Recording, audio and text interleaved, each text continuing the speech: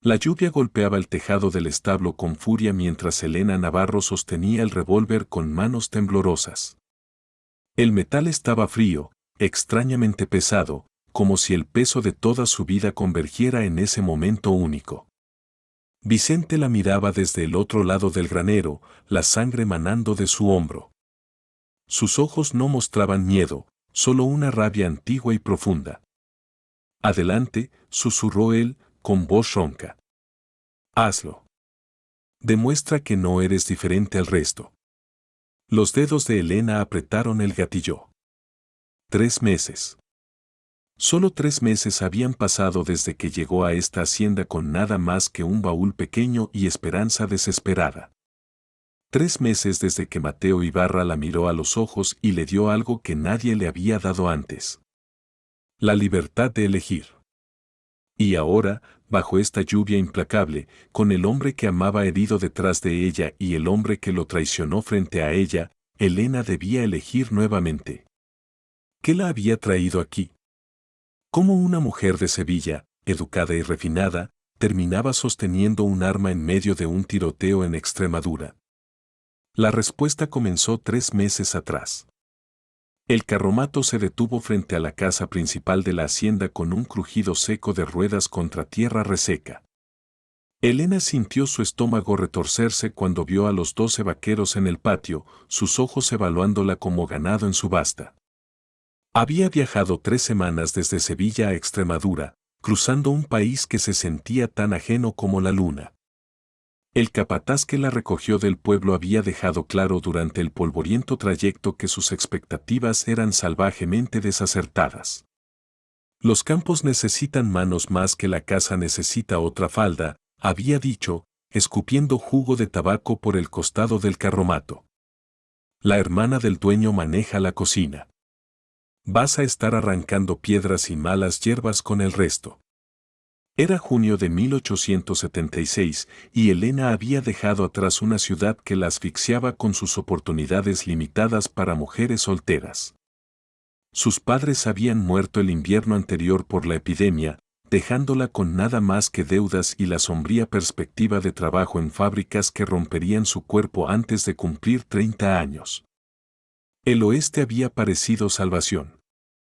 Un lugar donde una mujer con coraje y determinación podría forjar una nueva vida. Ahora, observando a los vaqueros intercambiar miradas conocedoras mientras el capataz la ayudaba a bajar del carromato, se preguntó si simplemente había cambiado una forma de servidumbre por otra. Esta es la chica nueva, anunció el capataz, su mano permaneciendo demasiado tiempo en su codo. Va a dormir con los otros trabajadores del campo. Alguien muéstrenle dónde guardar sus cosas. Elena apartó su brazo y enderezó su vestido de viaje gastado, negándose a dejar que estos hombres vieran su miedo.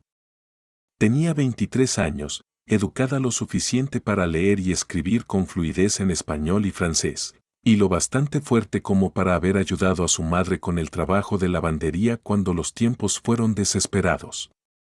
Si querían que trabajara en los campos, trabajaría en los campos.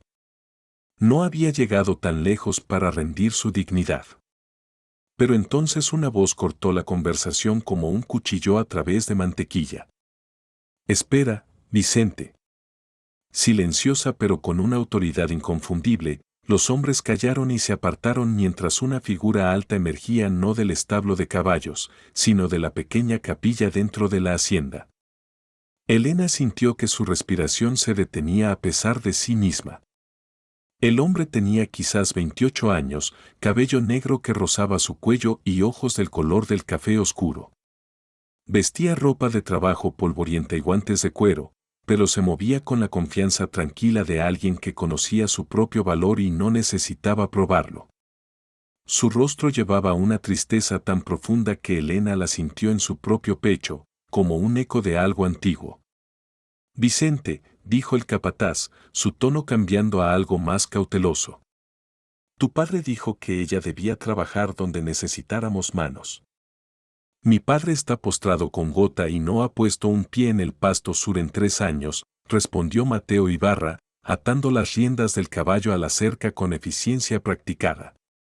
Yo dirijo esta hacienda, Vicente. Y yo digo que no asignamos a la gente a trabajar antes de haber preguntado siquiera qué son capaces de hacer o están dispuestos a hacer. Giró su atención hacia Elena y ella sintió el peso completo de su mirada. No era lasciva como la de Vicente. Era evaluativa. Buscando algo más profundo que su apariencia. Usted es Elena Navarro. No era una pregunta, pero ella respondió de todos modos. Sí. Vino aquí esperando trabajo doméstico. El anuncio especificaba tareas del hogar y cocina. Puedo hacer ambas. También puedo lavar, coser y llevar libros básicos. Mateo asintió lentamente, pareciendo considerar algo. La verdad era que esta hacienda necesitaba trabajadores de campo. Varios hombres se habían ido a los campamentos mineros. Pero también necesitaban a alguien que pudiera ayudar con los libros y correspondencia, porque su tía Isabela tenía 70 años y su vista estaba fallando cada vez más. Se quitó los guantes y los metió en su cinturón. ¿Puede montar a caballo? La pregunta la sorprendió. He montado, sí. No recientemente. Mateo la miró largamente. Luego habló, y las palabras que siguieron cambiarían el curso de la vida de Elena para siempre. Aquí está lo que propongo, señorita Navarro. Usted toma hoy para descansar de su viaje. Mañana observa tanto el trabajo de campo como el trabajo doméstico. Y luego decide cuál prefiere. O si quiere hacer alguna combinación de ambos. Hará lo que elija. El silencio que siguió fue absoluto. Vicente apretó la mandíbula. Los vaqueros intercambiaron miradas de asombro. Elena sintió lágrimas picar sus ojos pero se negó a dejarlas caer. Vicente, tu padre, comenzó el capataz. Mi padre respetará mis decisiones respecto a la operación de esta hacienda, tal como yo he respetado las suyas durante 25 años, dijo Mateo, su voz aún calmada pero con un borde de acero debajo. Señorita Navarro, me disculpo por la confusión y por cualquier falta de respeto que haya experimentado. Uno de los vaqueros le mostrará una habitación privada en la casa principal. Tomará sus comidas con la familia, no en el comedor de los trabajadores. Elena no podía hablar. Su garganta estaba demasiado apretada. Gracias, señor Ibarra. Mateo está bien. Recuperó las riendas de su caballo y se subió a la silla con gracia fluida. Bienvenida a la hacienda Cielo Roto, señorita Navarro. Espero que encuentre que le conviene. Con eso, tocó el borde de su sombrero y cabalgó hacia los pastos, dejando al capataz furioso y a Elena de pie en el patio con su pequeño baúl, su corazón latiendo más rápido de lo que tenía derecho. Un joven con cabello rojizo y ojos amistosos se acercó, sonriendo. No le haga caso a Vicente. Ha estado amargado desde que Mateo comenzó a hacer cambios por aquí. Soy Diego. Déjeme ayudarla con su baúl. Gracias, Diego. Elena observó la figura que se alejaba de Mateo, la forma en que se sentaba en su caballo como si hubiera nacido en la silla. ¿Él siempre es así? ¿Así como? Justo. Diego se rió mientras levantaba su baúl. Mateo es el mejor hombre para quien he trabajado, y he trabajado para algunos verdaderos bastardos, perdone mi lenguaje. Su padre es anticuado y rígido en sus costumbres, pero Mateo cree en tratar bien a la gente.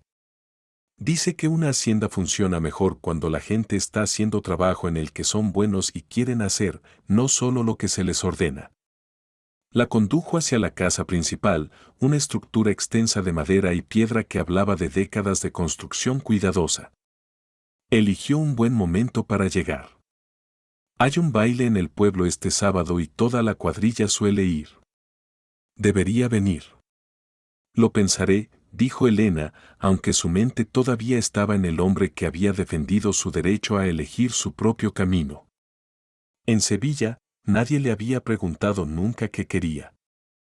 Le habían dicho que estuviera agradecida por cualquier trabajo que llegara, que aceptara cualquier término que se ofreciera, que conociera su lugar. Mateo Ibarra la había mirado como si fuera una persona cuyas preferencias importaban. Y ese simple acto de respeto había agrietado algo abierto en su pecho. La habitación que Diego le mostró era pequeña pero limpia, con una cama real y una ventana que daba a los pastos occidentales. Después de que él se fue, Elena desempacó sus escasas pertenencias y lavó el polvo del viaje de su cara y manos usando la jarra y la palangana provistas. A través de la ventana podía ver a Mateo a lo lejos, trabajando junto a sus hombres para reparar una sección de cerca. Se había arremangado las mangas y, incluso desde aquí, podía ver la fuerza natural en sus movimientos. Se sentó junto a la ventana mientras las sombras se alargaban.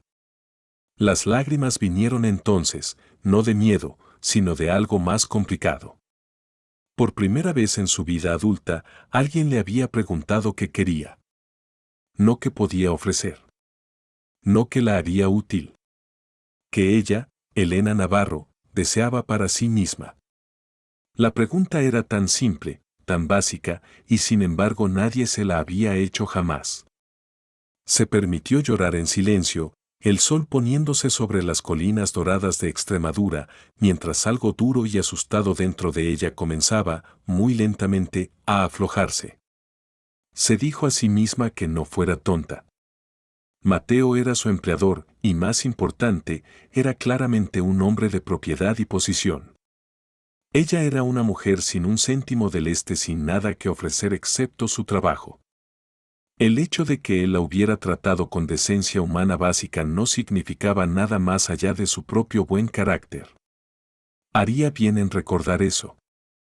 Pero esa noche en la cena, sentada en una mesa larga con Mateo, su tía anciana Isabela, su padre don Rodrigo que la miraba con silencio escéptico, y varios de los vaqueros senior, Elena se encontró atraída a la conversación con Mateo sobre los libros que había leído y los lugares que había visto.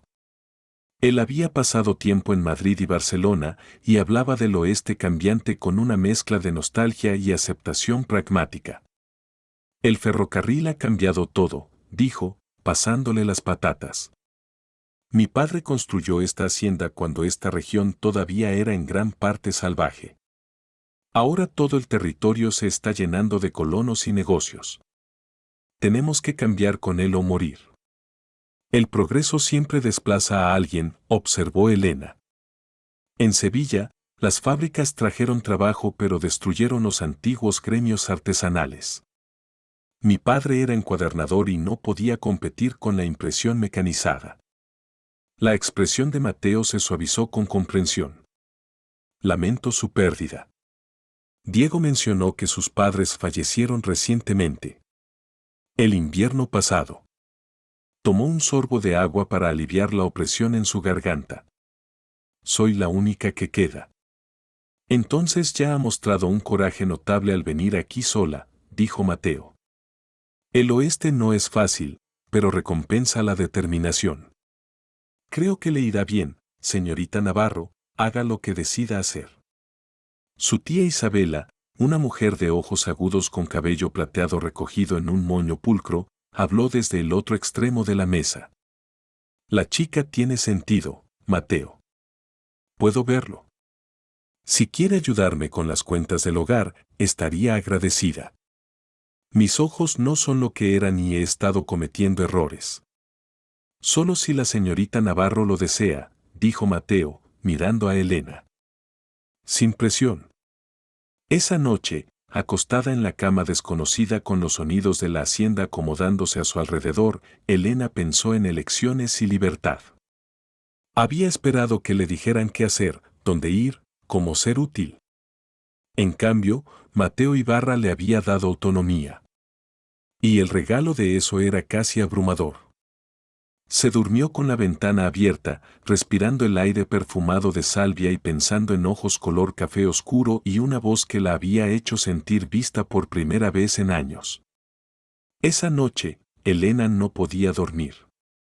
Los sonidos eran demasiado diferentes de Sevilla, el viento en las hierbas, el ocasional mugido distante de ganado, el crujir de madera vieja asentándose.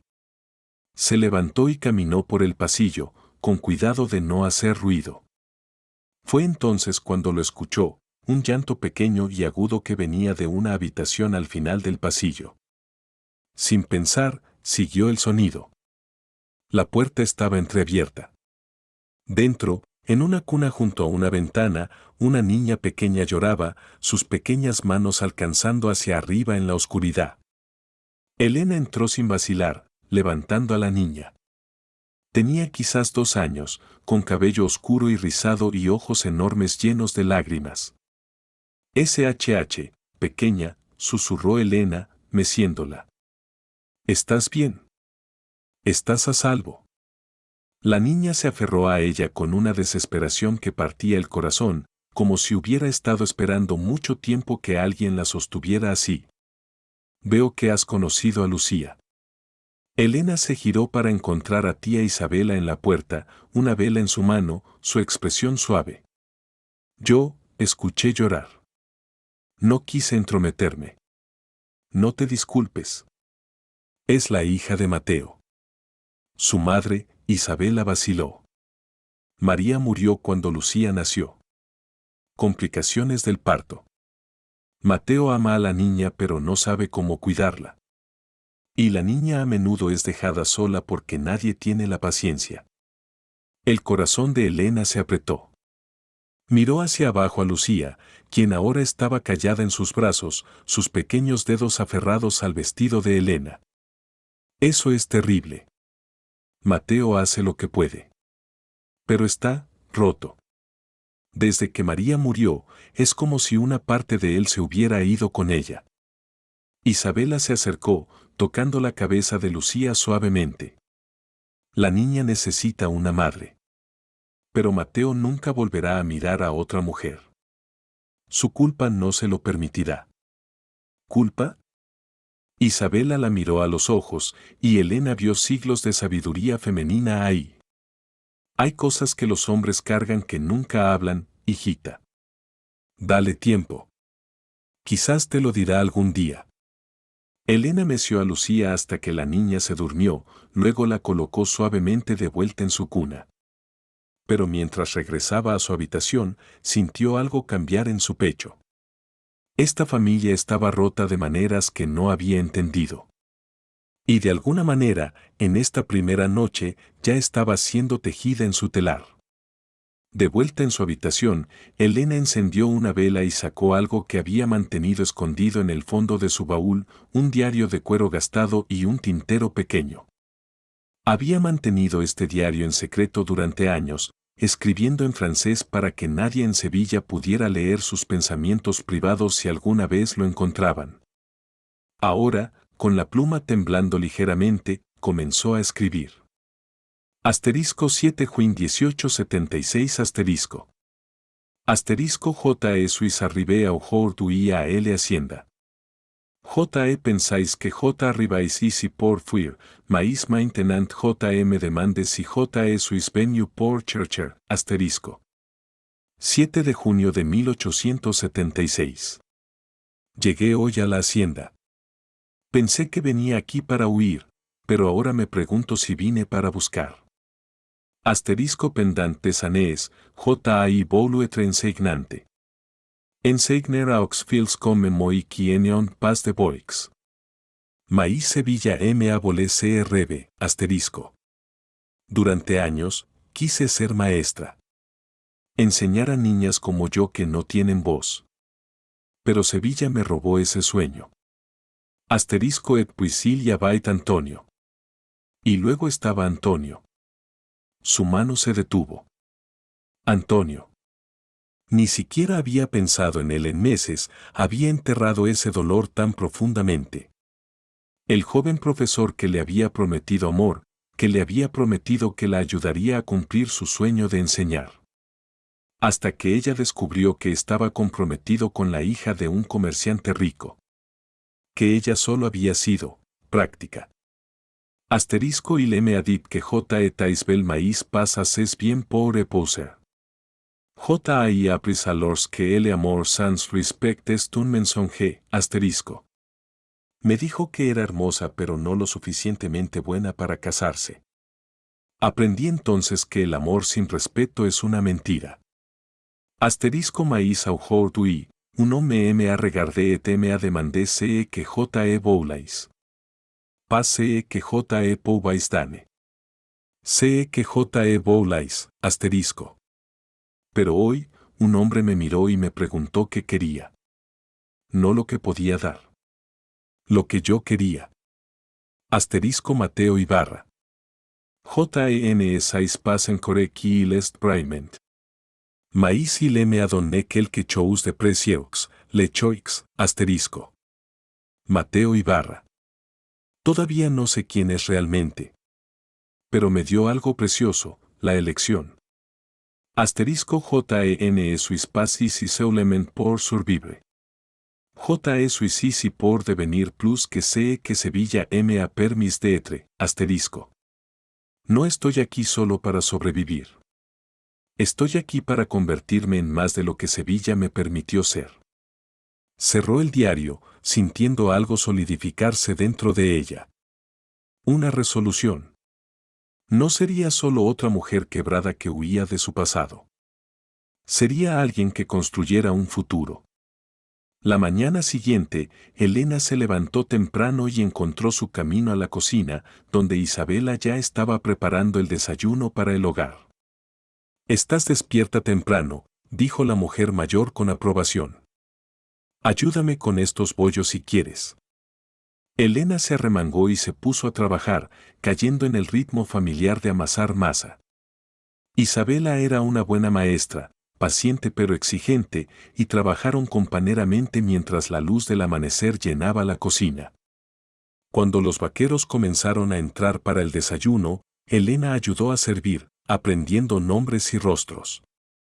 La mayoría de los hombres eran educados, algunos curiosos, y Vicente, el capataz, permaneció fríamente neutral. Mateo llegó último, oliendo a caballos y heno. «Buenos días, tía Isabela». «Señorita Navarro». Sus ojos se demoraron en sus manos cubiertas de harina. «Veo que ya la han puesto a trabajar». «Me ofrecí voluntaria», dijo Elena. «Su tía me está enseñando a hacer bollos apropiados». «Los de tía Isabela son los mejores de toda Extremadura», dijo Mateo con obvio afecto por la mujer mayor. Después del desayuno, se giró hacia Elena. «Si todavía está dispuesta, pensé que podría mostrarle la hacienda. Darle una idea de los diferentes trabajos que implica. Me gustaría mucho». Una hora después, se encontró caminando junto a Mateo a través de varios edificios anexos y pastos, aprendiendo el alcance de la hacienda Cielo Roto. Era más grande de lo que había imaginado, extendiéndose a través de varios miles de acres con ganado, caballos, campos de heno y huertas. Él explicó los ritmos estacionales de la vida en la hacienda, la cría de primavera y el marcado, la cosecha de heno de verano, el rodeo de otoño, los largos inviernos duros. «El trabajo de campo no es fácil», dijo honestamente mientras estaban al borde de un prado de heno recién plantado. «Es labor caliente y agotadora, y estaría ahí desde el amanecer hasta el anochecer durante la cosecha. Pero a algunas personas les gusta porque una vez que termina el día de trabajo, su tiempo es suyo. Y el trabajo de la casa también es demandante pero diferente. Mi tía necesita ayuda con cocinar, limpiar, coser y, cada vez más, con las cuentas y correspondencia. Se cansa fácilmente ahora. Significaría horas más largas pero quizás trabajo más variado». Se giró para enfrentarla, su expresión seria. «Quiero que entienda que elija lo que elija, le pagaremos el mismo salario. No valoro un tipo de trabajo más que otro. La hacienda necesita a ambos para funcionar». Elena miró a través del pastizal ondulante, observando el sol matutino pintar las montañas distantes de oro. «¿Puedo hacerle una pregunta, señor Ibarra?» «Mateo». «Mateo». Su nombre se sentía extraño e íntimo en su lengua. «¿Por qué le importa lo que elijo?» La mayoría de los empleadores simplemente asignarían trabajadores donde necesiten y terminarían con eso. Él estuvo callado un momento, y cuando habló, su voz era pensativa. Mi madre murió cuando yo tenía 12 años. Antes de morir, me dijo que la medida de un hombre es cómo trata a las personas que no tienen poder sobre él. Dijo que la verdadera fuerza no es sobre control sino sobre dar a otros la libertad de ser quienes están destinados a ser. Encontró los ojos de Elena. He tratado de vivir según eso. He visto demasiados hacendados y hombres de negocios tratar a sus trabajadores como propiedad y he visto cómo eso envenena todo lo que toca. Quiero que Cielo Roto sea diferente. Algo en el pecho de Elena se apretó y se aflojó todo a la vez. Su madre suena como si fuera una mujer sabia. Era extraordinaria. La expresión de Mateo se suavizó con viejo dolor. Usted me recuerda un poco a ella, en realidad. Ella también vino aquí del este y tuvo que luchar por cada migaja de respeto que obtuvo. Nunca retrocedió. Nunca se hizo más pequeña para complacer a otros. Admiré eso de ella. La comparación hizo que Elena se ruborizara con placer inesperado. Espero poder estar a la altura de eso. Creo que ya lo hace. La sonrisa de Mateo era genuina y cálida. Pero luego Elena respiró profundo. Si él estaba siendo honesto con ella debía ser honesta con él. Mateo, hay algo que debo decirle. Sobre por qué vine aquí. Él esperó, sin juzgar. No vine solo para encontrar trabajo. Vine porque necesitaba ser más que lo que Sevilla me permitiría ser. Su voz tembló ligeramente. Durante años quise ser maestra. Enseñar a niñas como yo que no tienen voz. Pero mi familia no tenía dinero para la formación. Y luego, hubo un hombre. Me prometió que me ayudaría. Me hizo creer que me amaba. Las lágrimas picaron sus ojos pero se negó a dejarlas caer. Resultó que estaba comprometido con otra. Yo solo era, práctica. Cuando su familia se enteró de mí, me llamaron, cosas. Me dijeron que era yo quien lo había seducido. Nadie creyó que él me había mentido. Así que cuando mis padres murieron y no quedó nada en Sevilla excepto la vergüenza y el trabajo de fábrica, tomé lo poco que tenía y vine aquí. Porque pensé que tal vez en el oeste, podría ser, más. Mateo la miró largamente. Luego, para su sorpresa, no ofreció condolencias vacías. En cambio, dijo. Porque quiero aprender. Porque quiero ser más que solo una mujer que sobrevive. Repitió sus palabras como si fueran sagradas. Señorita Navarro. Elena. Ese no es un objetivo pequeño. Es el más valiente que he escuchado. Y respecto a ese hombre en Sevilla, él era el mentiroso, no usted. Cualquiera que no pudiera ver su valor es un tonto. Y merece un futuro donde pueda ser todo lo que está destinada a ser. La miró directamente. Esta hacienda puede ser ese lugar, si usted lo elige. No solo para sobrevivir, sino para crecer. Elena sintió algo romperse dentro de ella, algo que había estado apretado durante tanto tiempo. Gracias, susurró. Nadie me ha dicho nunca algo así. Entonces no ha conocido a las personas correctas. Mateo comenzó a caminar de vuelta hacia la casa principal. Venga. Le presentaré apropiadamente a mi tía y podemos discutir cómo serán sus días. Mientras caminaban juntos, Elena sintió el sol cálido en su espalda y algo como esperanza florecer en su pecho. Por primera vez desde que Antonio la traicionó, se permitió creer que tal vez, solo tal vez, su vida podría ser algo más que sobrevivir. Las siguientes semanas cayeron en un ritmo que Elena encontró profundamente satisfactorio. Se levantaba temprano para ayudar a Isabela a preparar el desayuno, luego pasaba sus mañanas trabajando en las cuentas de la hacienda y correspondencia mientras la mujer mayor descansaba. Los libros estaban en mayor desorden de lo que Mateo había indicado, y Elena pasó horas reconstruyendo órdenes de suministros y rastreando gastos. Una tarde, mientras organizaba documentos viejos en el estudio de Mateo, encontró algo extraño. Una carta, escondida entre libros de contabilidad. El sobre no estaba sellado. Curiosa, Elena lo abrió. El texto estaba en portugués, no en español. Ella había aprendido algo de portugués de comerciantes en Sevilla, lo suficiente para entender fragmentos. Lo que leyó hizo que su sangre se helara. Asterisco, cuando o velo moure, será maíz fácil. Mateo confía demais, irmão, Minas, asterisco. Cuando el viejo muera, será más fácil. Mateo confía demasiado, hermano, Minas. No podía leer todo, pero las palabras cuando el viejo muera y Mateo confía demasiado eran suficientemente claras. Alguien estaba planeando algo. ¿Algo contra don Rodrigo? ¿Contra Mateo? Su primer instinto fue llevar la carta directamente a Mateo. Pero luego vaciló. Había encontrado esto mirando entre sus papeles privados. ¿Pensaría que había estado fisgoneando? ¿Y si malinterpretó el portugués? ¿Y si había una explicación perfectamente inocente? Más importante, si había una conspiración, ¿quién estaba detrás de ella? ¿Y confiarían en su palabra, una mujer que había estado aquí solo semanas? Recordó las palabras de Vicente aquel primer día. Su tono. Su resentimiento. Con manos temblorosas, dobló la carta y la devolvió exactamente donde la había encontrado. No diría nada. No todavía. Pero estaría vigilante.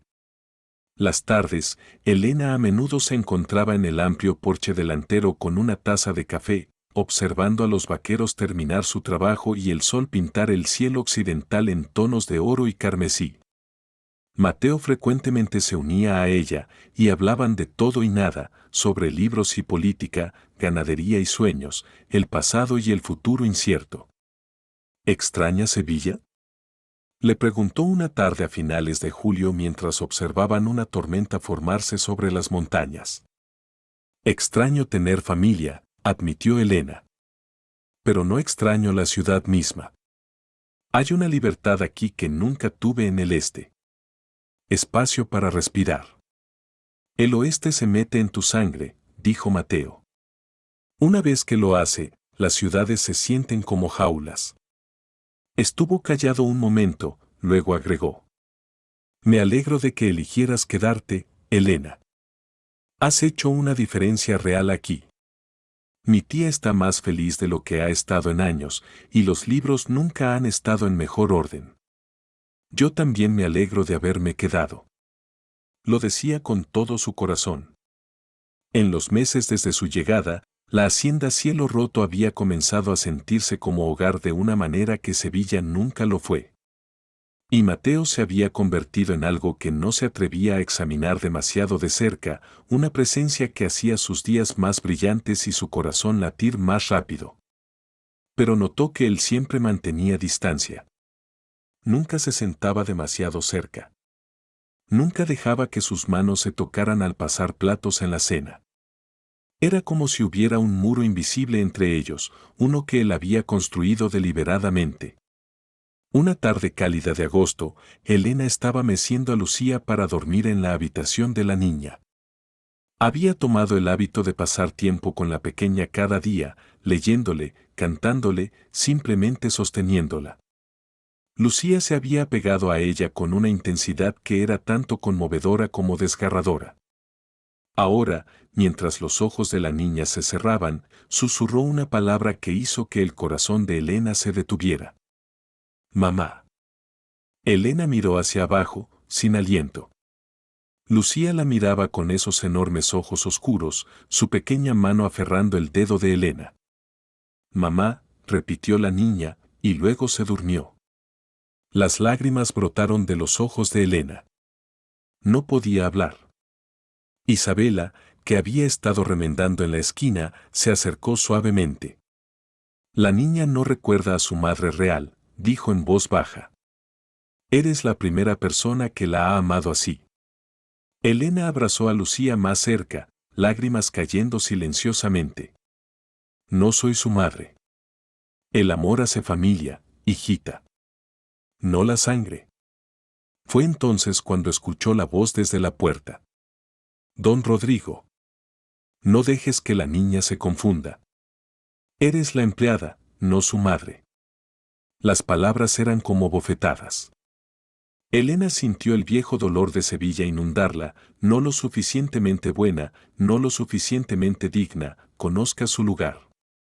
Isabela se levantó bruscamente. Rodrigo, suficiente. Esta mujer ama a tu nieta cuando nadie más podía. Muestra algo de gratitud. Pero don Rodrigo simplemente se alejó, dejando a Elena temblando. Esa noche, Mateo la buscó. Mi tía me dijo lo que dijo mi padre. Lo siento. Elena no podía mirarlo. Él tiene razón. Yo solo. No. Mateo se arrodilló junto a su silla para que pudiera mirar su rostro. Él está equivocado. Mi padre es de otra generación. Pero si Lucía te llama así, es porque se siente segura contigo. Y yo estoy agradecido por eso. Sus ojos buscaron los de ella. Eres más madre para ella en 2 meses de lo que nadie ha sido desde que nació. Eso no es nada de que avergonzarse. Elena sintió lágrimas frescas. Gracias. Mateo vaciló, como si quisiera decir más. Luego se levantó. Buenas noches, Elena. Mientras lo veía alejarse, Elena se preguntó qué había visto en sus ojos justo antes de que se girara. Se veía casi como anhelo. Elena pasó la siguiente semana sumida en el trabajo. Los libros revelaban más discrepancias. Vicente había estado sobrepediendo ciertos suministros y potencialmente desviando ganancias durante meses, quizás años. Finalmente, no pudo seguir callada. Una noche después de la cena, le pidió a Mateo que la viera en el estudio. Hay algo que necesitas ver. Le mostró los números, las órdenes que no coincidían, el patrón de pequeños robos que se sumaban a cantidades sustanciales. Mateo estudió los libros en silencio, su mandíbula apretándose gradualmente. ¿Cuánto tiempo has sabido esto? Empecé a sospecharlo hace semanas. Pero quería estar segura antes de acusar a nadie. Él la miró, y ella vio algo en su rostro que no había visto antes, ira fría. Hiciste bien en ser cuidadosa. Vicente ha estado aquí mucho tiempo. Esto es traición. ¿Qué harás? Investigar más. Confrontarlo cuando tenga prueba irrefutable. Cerró los libros. Elena, gracias. No muchos tendrían el coraje de señalar esto. Especialmente siendo tan nuevos. Esta hacienda me ha dado algo que nunca tuve. El mínimo que puedo hacer es protegerla. Esa noche, acostada en la cama, Elena sintió que algo había cambiado entre ella y Mateo. Una confianza más profunda. Una conexión que iba más allá de empleador y empleada. Y también sintió el primer escalofrío real de miedo. Si Vicente estaba robando, y si esa carta en portugués estaba relacionada con él, ¿qué más estaba planeando? 2 días después de que Elena revelara el fraude de Vicente, se encontró en el establo ayudando a Diego a preparar los caballos para el día. ¿Diego?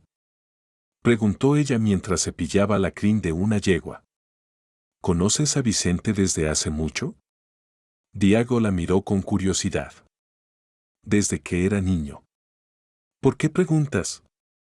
Solo, trato de entender cómo funciona este lugar. ¿Quién es quién? Diego vaciló, luego se apoyó en su rastrillo. Vicente no siempre fue amargo, ¿sabes? Solía ser diferente. Antes de que todo se derrumbara. ¿Qué pasó? Tenía un hermano menor, Javier. Trabajaba aquí también, en las minas de cobre que don Rodrigo solía operar. Hace unos 10 años, Javier fue atrapado robando herramientas. Don Rodrigo no tuvo piedad. Lo despidió en el acto.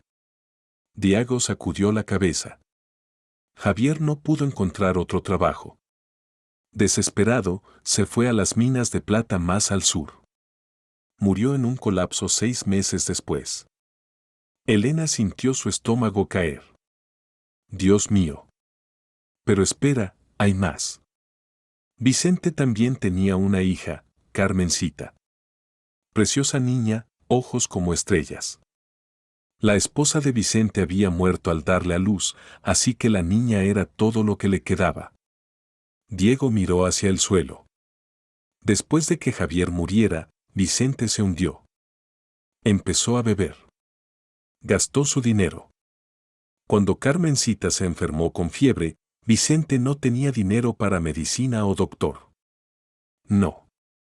La niña murió a los 5 años. Vicente nunca se recuperó. Culpa a la familia Ibarra.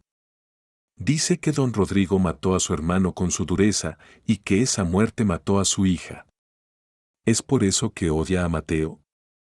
Mateo era joven cuando todo esto pasó, tal vez 16.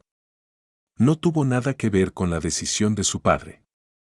Pero Vicente no puede separar al hijo del padre. Ve el apellido Ibarra y ve a la gente que destruyó su familia. Diego levantó la vista, sus ojos serios. No estoy diciendo que lo que Vicente hace ahora esté bien. Solo, a veces los hombres buenos se convierten en hombres malos cuando el dolor los consume. Elena se quedó callada, procesando esto. Vicente no era solo un villano codicioso. Era un padre roto, un hermano en duelo, un hombre que había perdido todo. No excusaba lo que estaba haciendo. Pero lo hacía, comprensible. Y de alguna manera, eso hacía todo mucho más trágico. El sábado siguiente llegó el baile mensual del pueblo. Toda la hacienda se preparó, los vaqueros limpiándose y afeitándose, las pocas mujeres sacando sus mejores vestidos. Isabela ayudó a Elena a arreglar su cabello y le prestó un chal de encaje fino. «Estás hermosa, hijita. Vas a hacer que todas las mujeres del pueblo mueran de envidia». «No voy allí para impresionar a nadie», protestó Elena. «Por supuesto que no». Isabela sonrió con complicidad. «Solo resulta que cierto hacendado no ha quitado los ojos de ti durante semanas». Elena se sonrojó. «No digas tonterías». ¿Tonterías? He vivido 70 años, niña. Sé cómo un hombre mira a una mujer cuando está enamorándose, incluso si todavía no lo sabe. El pueblo de San Martín estaba a 1 hora en carromato. Cuando llegaron, la plaza central ya estaba llena de música y luz. Un trío de guitarristas y violinistas tocaban melodías tradicionales mientras parejas bailaban bajo farolillos colgantes. Elena se quedó al margen, observando. Vio a varias mujeres jóvenes mirar a Mateo con interés obvio. Él era, después de todo, uno de los hacendados más prósperos de la región y un viudo además. Elegible. Disponible. Guapo. Elena sintió una punzada de algo que se negó a nombrar como celos. Pero entonces Mateo se acercó a ella, y todo lo demás desapareció. ¿Me concedería el honor de este baile, señorita Navarro? Su mano estaba extendida, su sonrisa suave. Sería un honor, señor Ibarra. La condujo al área de baile, su mano cálida y firme en su cintura, la otra sosteniendo su mano con gentileza. Bailaban un vals tradicional español y Mateo se movía con la gracia de alguien que había aprendido a bailar correctamente.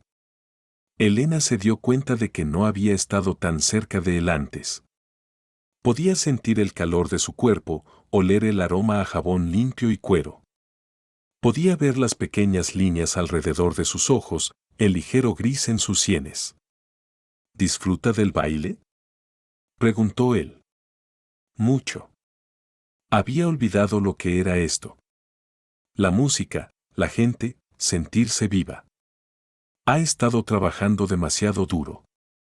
Debería tomarse tiempo para disfrutar también. Podría decir lo mismo de usted. Él se rió y el sonido era cálido. Touché. Bailaron en silencio por un momento, moviéndose juntos como si hubieran estado haciendo esto durante años. Elena sintió algo aflojarse en su pecho, algo que había estado apretado durante tanto tiempo.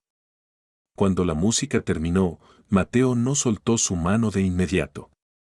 Sus ojos se encontraron y Elena vio algo en su mirada que hizo que su pulso acelerara. Pero entonces una voz los interrumpió.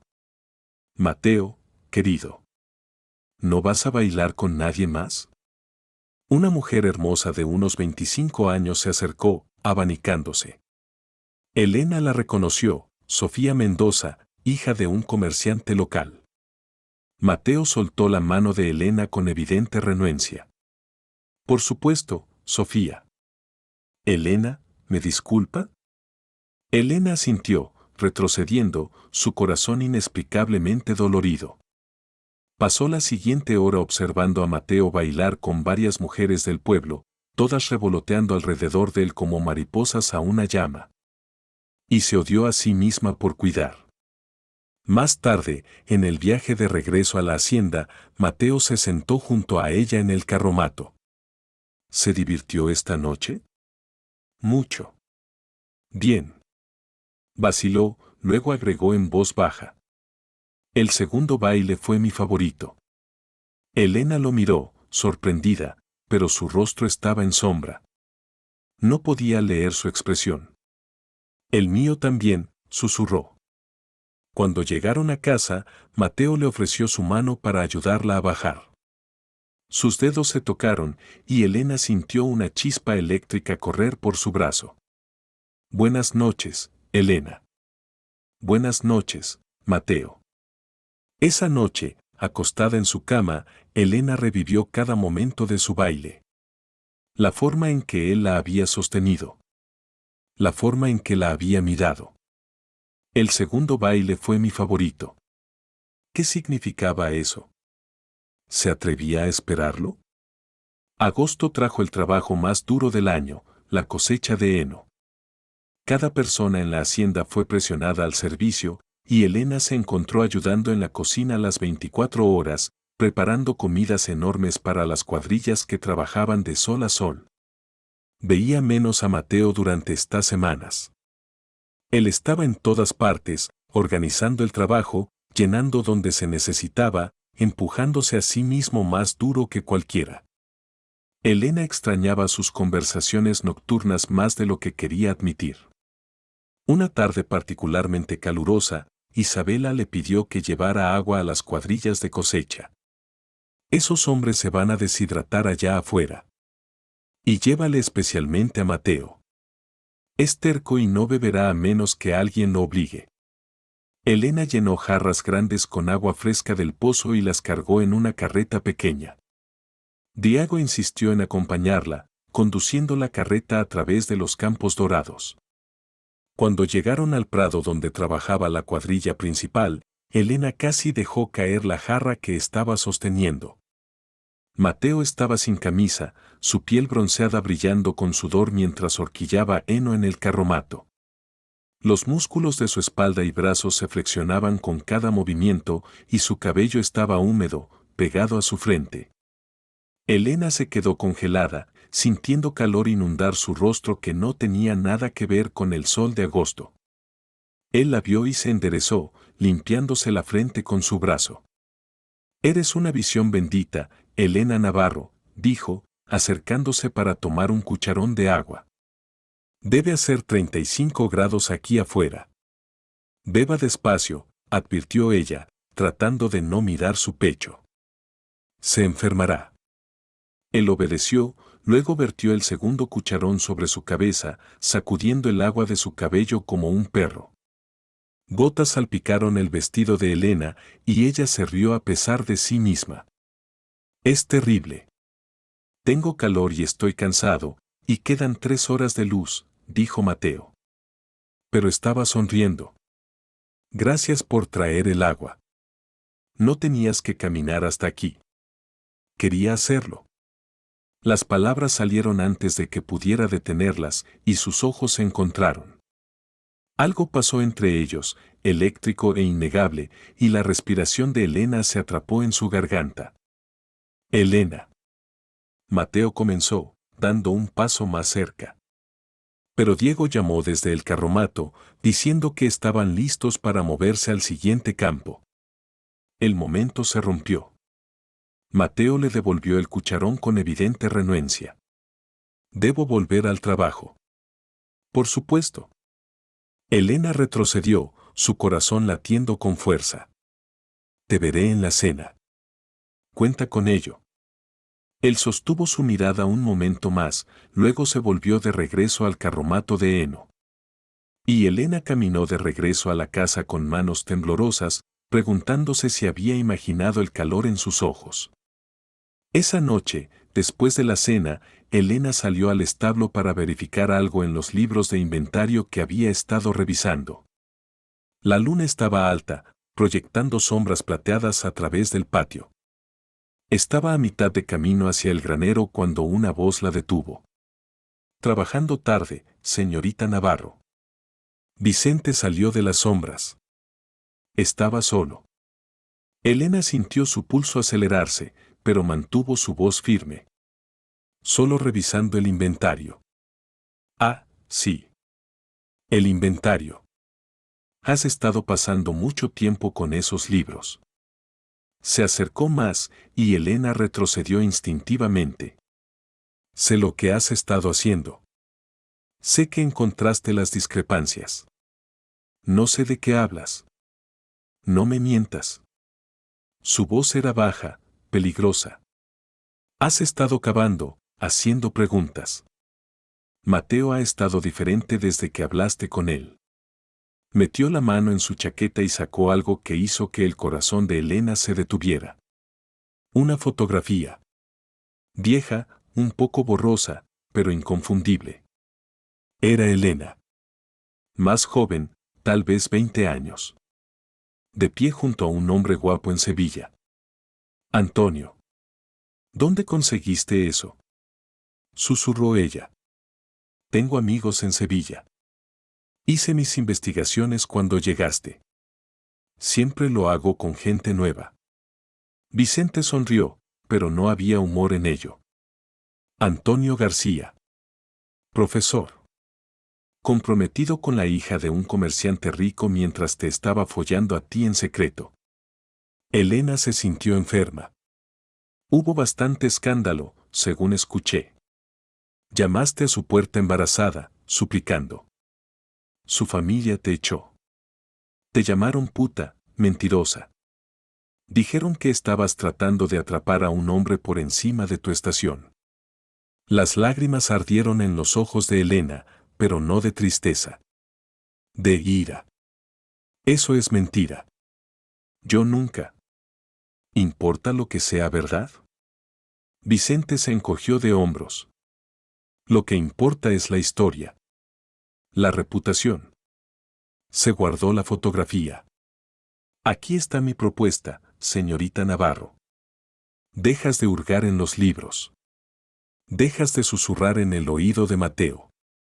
Y esta fotografía, junto con la historia muy interesante de tu pasado en Sevilla, se quedan conmigo.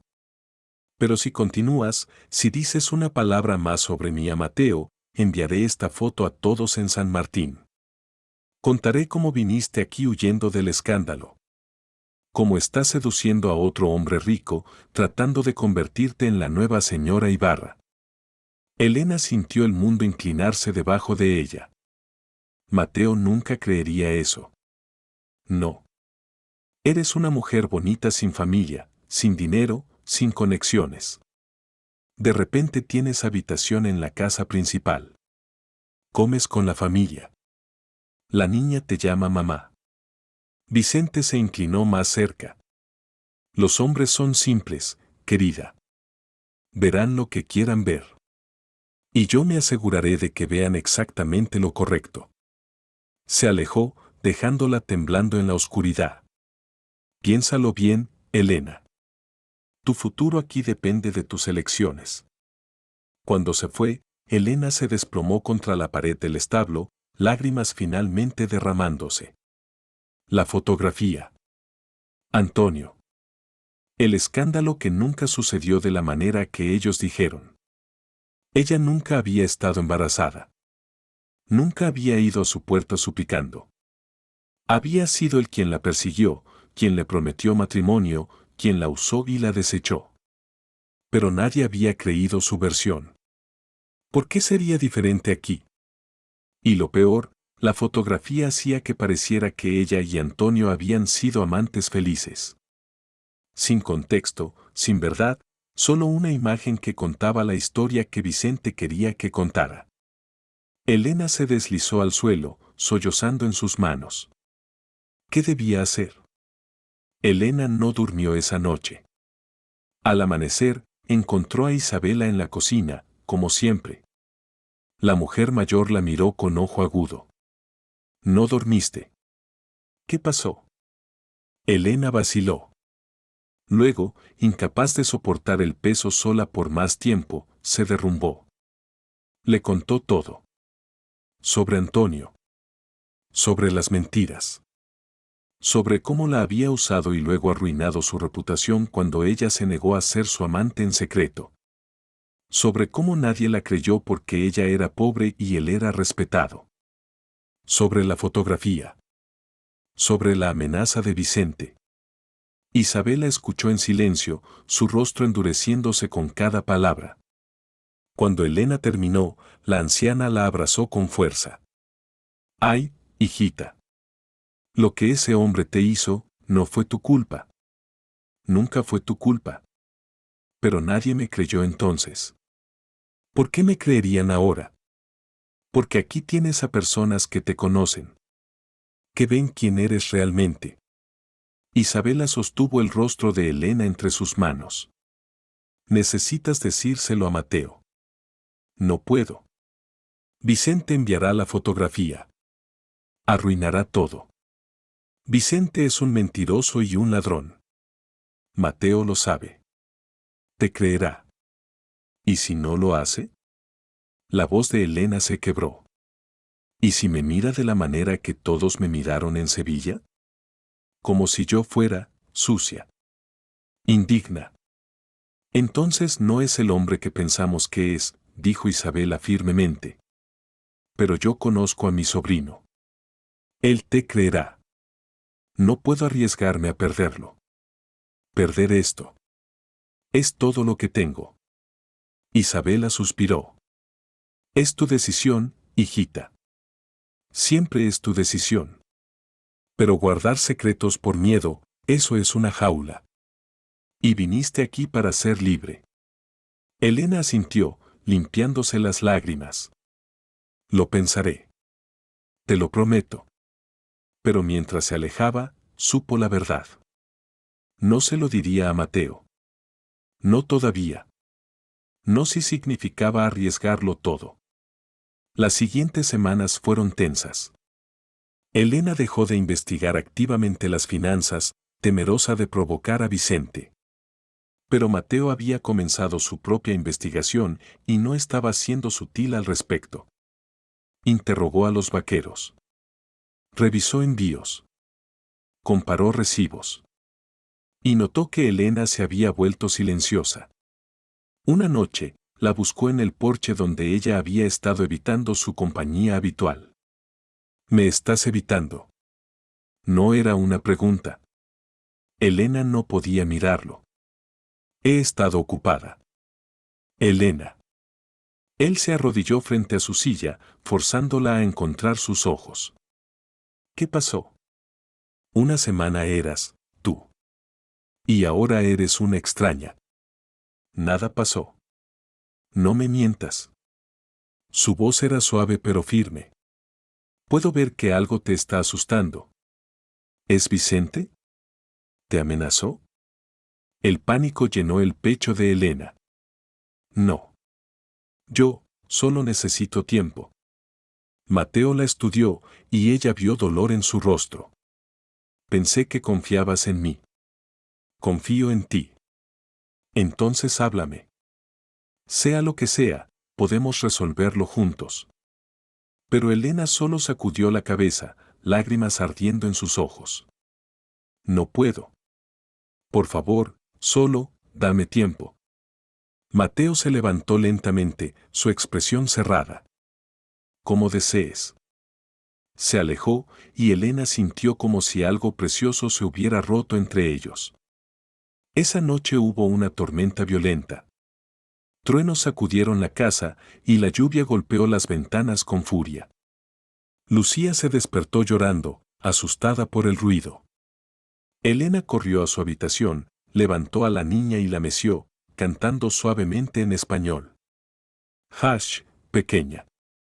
Es solo lluvia. Estás a salvo. Las lágrimas de Lucía se calmaron, pero se aferró a Elena con desesperación. Mamá, tengo miedo. Lo sé, cariño. Pero estoy aquí. Siempre estaré aquí. Mientras cantaba, Elena no vio a Mateo parado en el pasillo, observando a través de la puerta entreabierta. Él había venido a verificar a su hija, pero se detuvo cuando vio a Elena. Ella sostenía a Lucía con tanta ternura, cantando una canción de cuna que él no conocía, lágrimas corriendo silenciosamente por sus propias mejillas.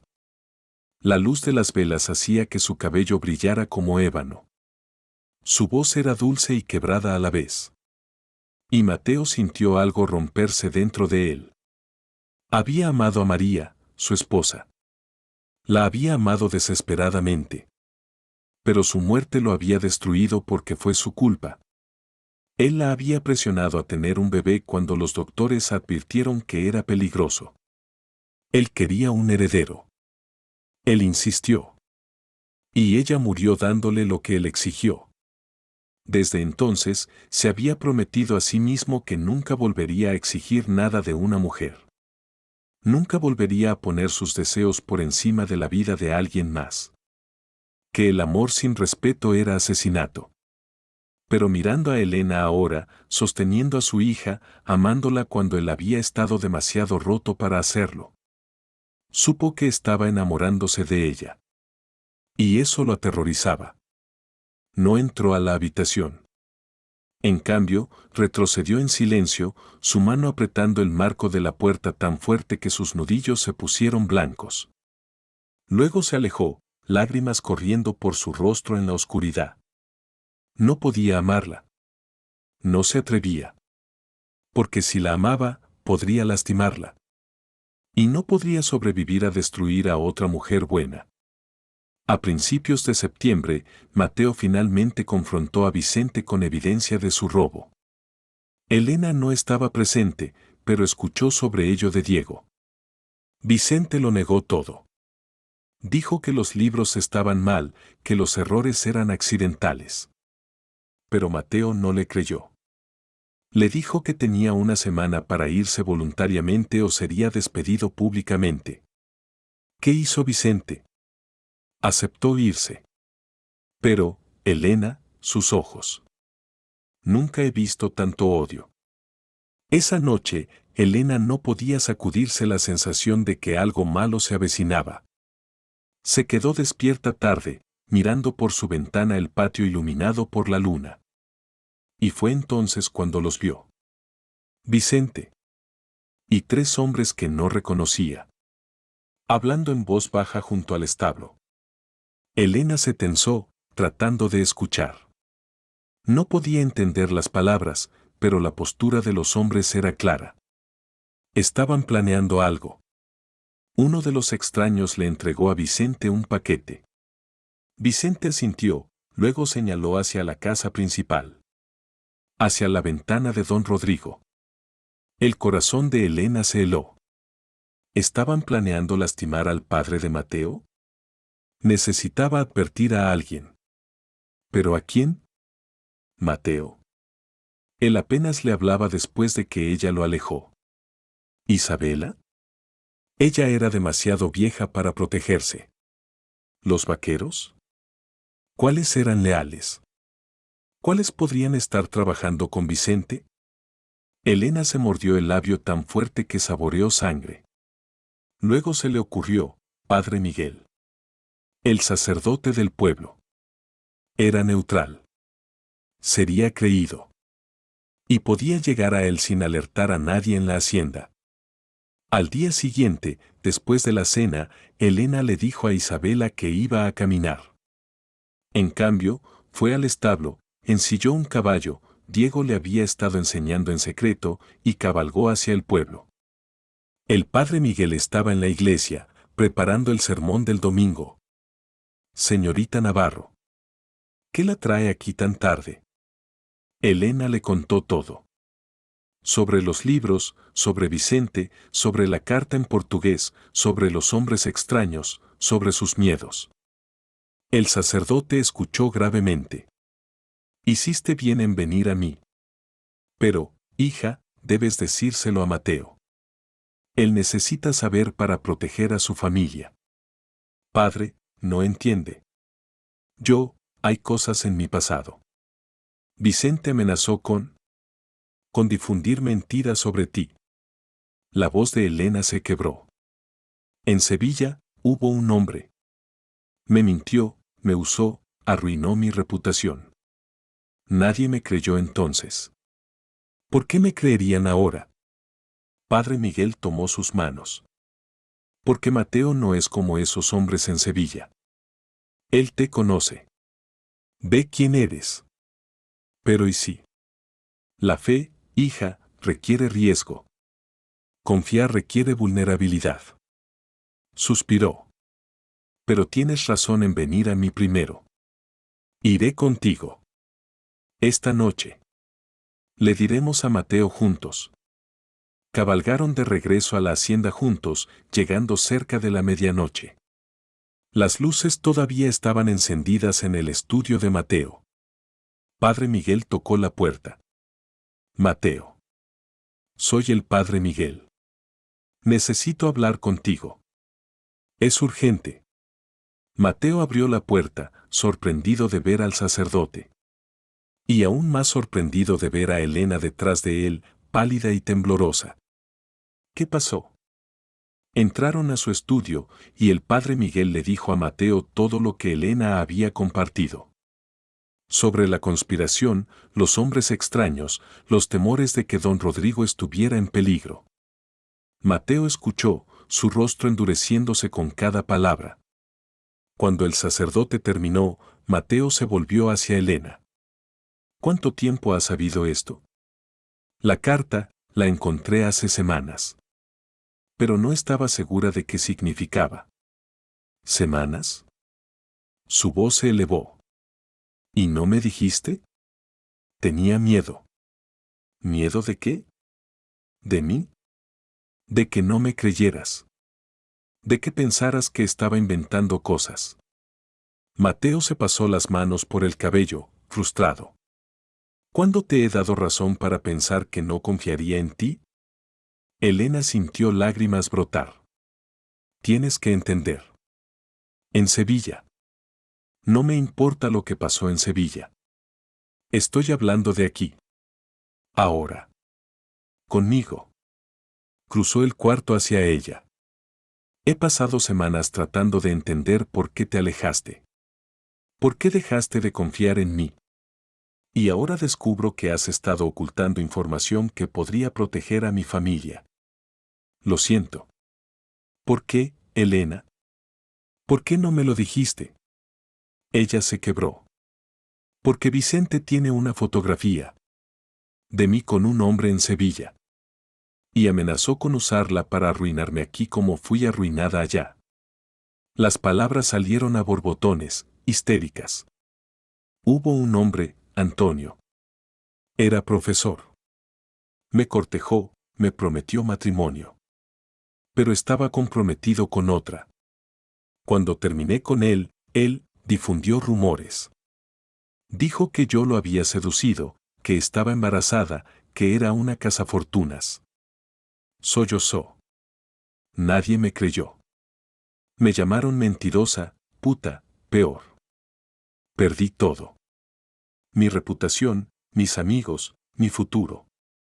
Y Vicente amenazó con hacer lo mismo aquí. Dijo que le diría a todos que vine aquí para seducirte, para convertirme en la nueva señora Ibarra. Dijo que nadie me creería. Que tú no me creerías.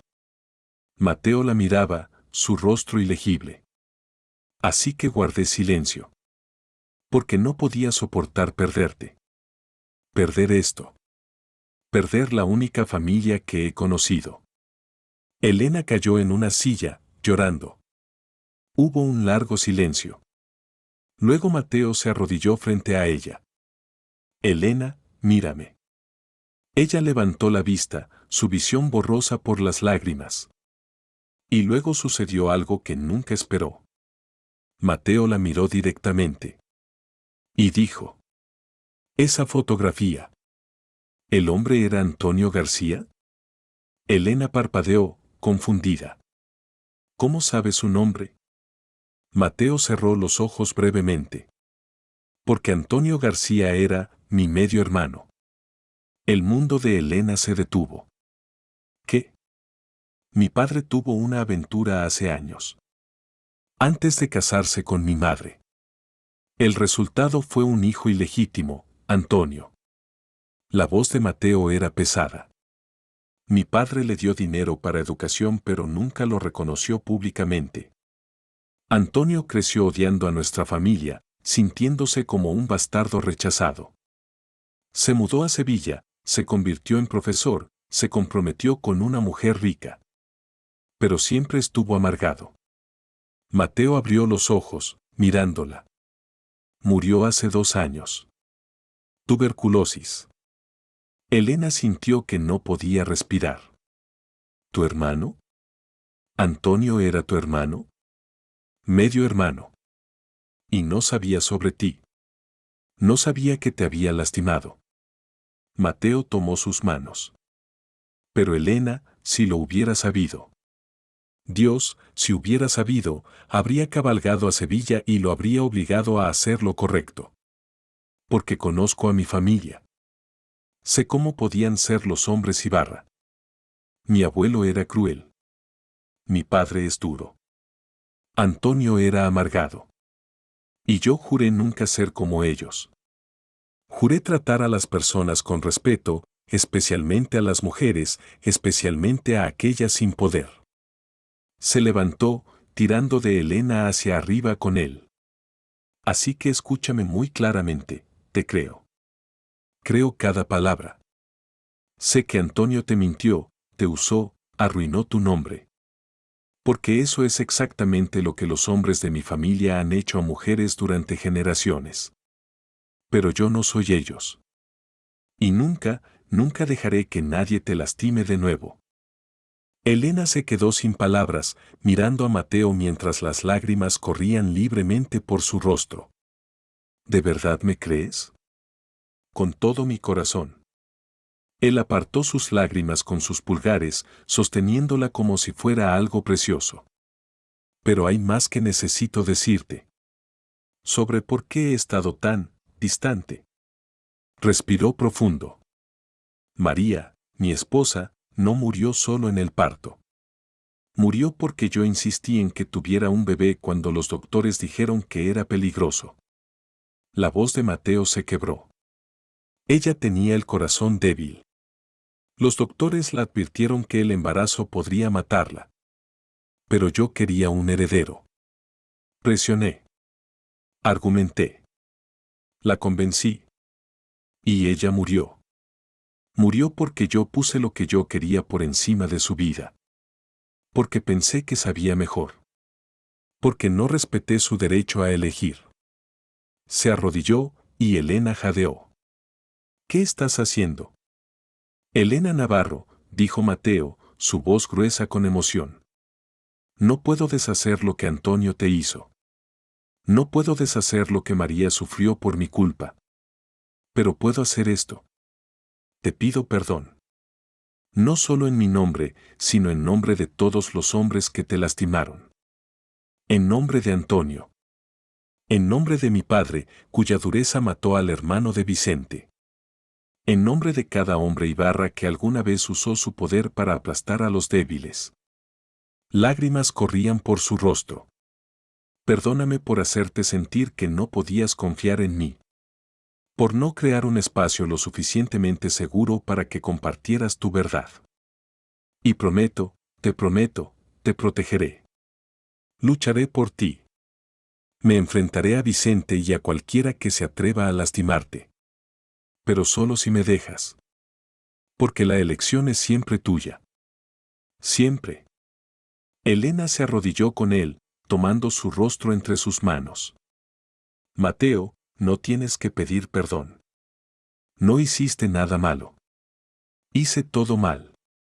Te di libertad para elegir tu trabajo, pero luego me alejé cuando te necesitaba cerca. Te hice sentir sola cuando debiste sentirte apoyada. No.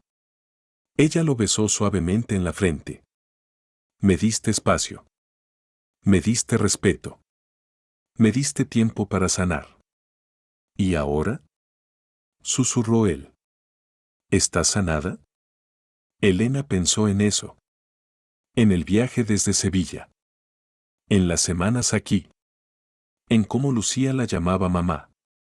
En cómo Isabela se había convertido en la madre que perdió. En cómo Mateo había visto valor en ella cuando nadie más lo hizo. No completamente, dijo honestamente. Todavía tengo miedo. Todavía dudo. Todavía me despierto esperando que todo esto sea un sueño. Pero estoy sanando. Por primera vez en años, estoy sanando. Lo miró a los ojos. Porque tú me enseñaste que el amor no es sobre necesitar a alguien para sobrevivir. Es sobre elegir a alguien porque contigo no solo sobrevivo. Vivo de verdad. Mateo la besó entonces, suave y reverente, sus manos sosteniéndola como si fuera lo más valioso en el mundo. Cuando se separaron, ambos estaban llorando. Padre Miguel, que había estado esperando discretamente en la puerta, tosió suavemente. Mateo, hijo. Esto es hermoso. Pero todavía tenemos el pequeño problema de Vicente planeando asesinar a tu padre. La realidad regresó como un balde de agua fría. Mateo se levantó, ayudando a Elena a ponerse de pie. Tienes razón. Padre, gracias por traer a Elena de vuelta a salvo. ¿Puede quedarse aquí esa noche? No es seguro en el pueblo si Vicente tiene aliados. Por supuesto. Mateo se volvió hacia Elena. Necesito reunir a los hombres de confianza.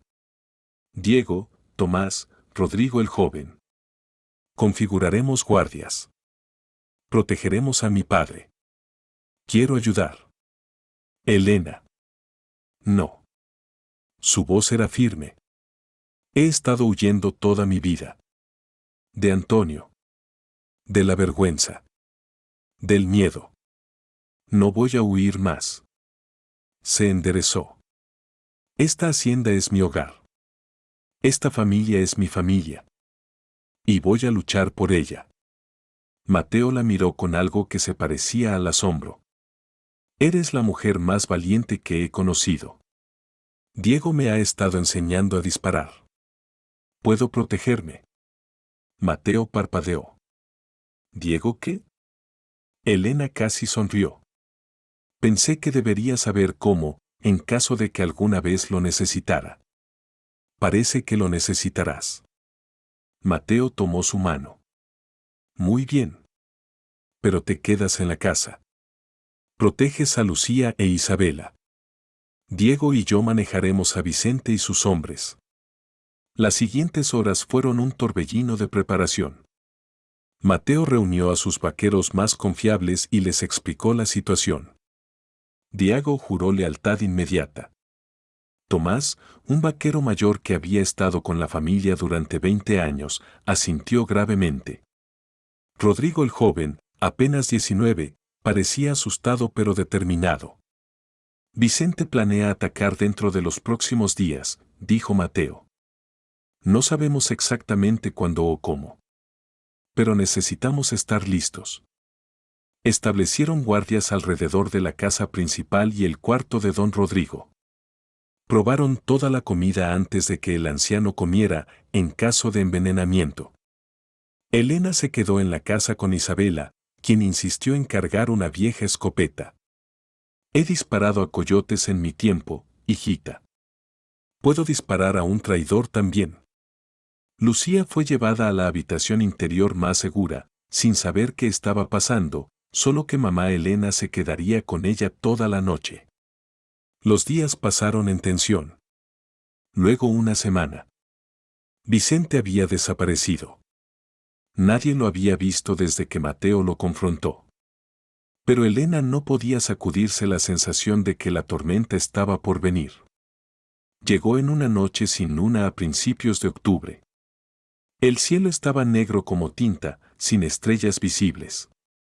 Elena estaba sentada en la habitación de Lucía, la niña dormida en sus brazos, cuando escuchó el primer disparo. Su sangre se heló.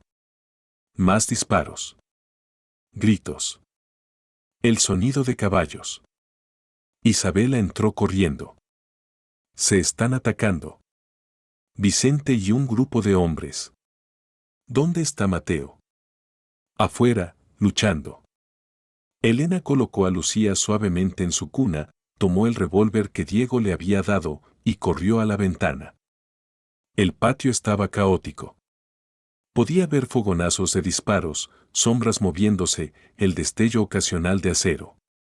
Y allí, en el centro de todo, estaba Mateo, luchando como un demonio. Pero había demasiados atacantes. Vicente había traído más hombres de los que esperaban. Elena vio a Diego caer, agarrándose el brazo. Vio a Tomás enfrentarse a dos hombres a la vez. Y luego vio algo que hizo que su corazón se detuviera. Vicente, deslizándose alrededor del perímetro de la batalla, acercándose sigilosamente a la casa.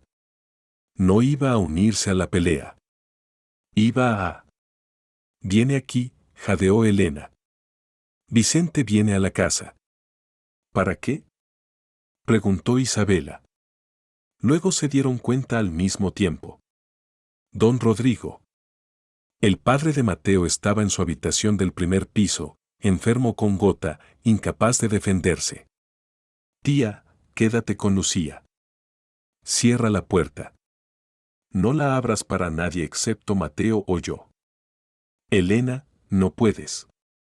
Tengo que hacerlo. Elena corrió escaleras abajo, su corazón latiendo tan fuerte que pensó que explotaría. Escuchó un vidrio rompiéndose. La ventana del cuarto de don Rodrigo. Corrió por el pasillo, empujó la puerta abierta. Vicente estaba allí, parado sobre don Rodrigo con un cuchillo. El anciano lo miraba con desafío. Adelante, gruñó don Rodrigo. Hazlo. Pero no traerá de vuelta a tu hermano o tu hija. No. La voz de Vicente estaba rota. Pero te hará sentir su dolor. Vicente, detente. Elena levantó el revólver, sus manos temblorosas pero firmes. Vicente se volvió, sorpresa cruzando su rostro. La pequeña señorita Navarro. ¿Viniste a dispararme? Si tengo que hacerlo. No creo que tengas las agallas. Dio un paso hacia ella. Eres demasiado suave. Demasiado asustada. Demasiado. Equivocado. Mateo explotó en la habitación, ensangrentado pero vivo. Vicente giró, el cuchillo todavía en su mano. Y fue entonces cuando todo se ralentizó. Vicente se lanzó hacia Mateo. Elena vio el cuchillo brillar a la luz de las velas, vio a Mateo desarmado, vio el ángulo de ataque. Vicente lo mataría. No. Elena disparó. El disparo resonó como un trueno. Vicente gritó, agarrando su hombro, cayendo hacia atrás. El cuchillo cayó con un tintineo. Mateo se giró, conmocionado, viendo a Elena sosteniendo el revólver humeante, su rostro pálido pero determinado. Elena. Diego y otros vaqueros irrumpieron, aprendiendo a Vicente y a los atacantes restantes que aún estaban de pie. La batalla había terminado. Pero Elena no podía moverse. Miraba el arma en su mano, luego a Vicente sangrando en el suelo, luego de vuelta a Mateo. Le disparé, susurró. Le disparé a alguien. Mateo cruzó hacia ella, quitándole suavemente el revólver, tirándolo a un lado. Me salvaste la vida. Podría haberlo matado. Pero no lo hiciste. Disparaste a su hombro. Lo detuviste sin matarlo. La abrazó con fuerza, y Elena se derrumbó contra él, temblando. Lo siento, no sabía qué más hacer, él iba a matarte y yo. SHH. Está bien. Está bien. ¿Estás bien? Estoy bien. Mateo la sostuvo mientras sollozaba, acariciando su cabello, murmurando palabras tranquilizadoras. Diego y los demás arrastraron a Vicente afuera. El hombre gemía, agarrando su hombro sangrante. Pero antes de que lo llevaran, miró hacia atrás a Elena. Lo hiciste, dijo, su voz débil. Disparaste.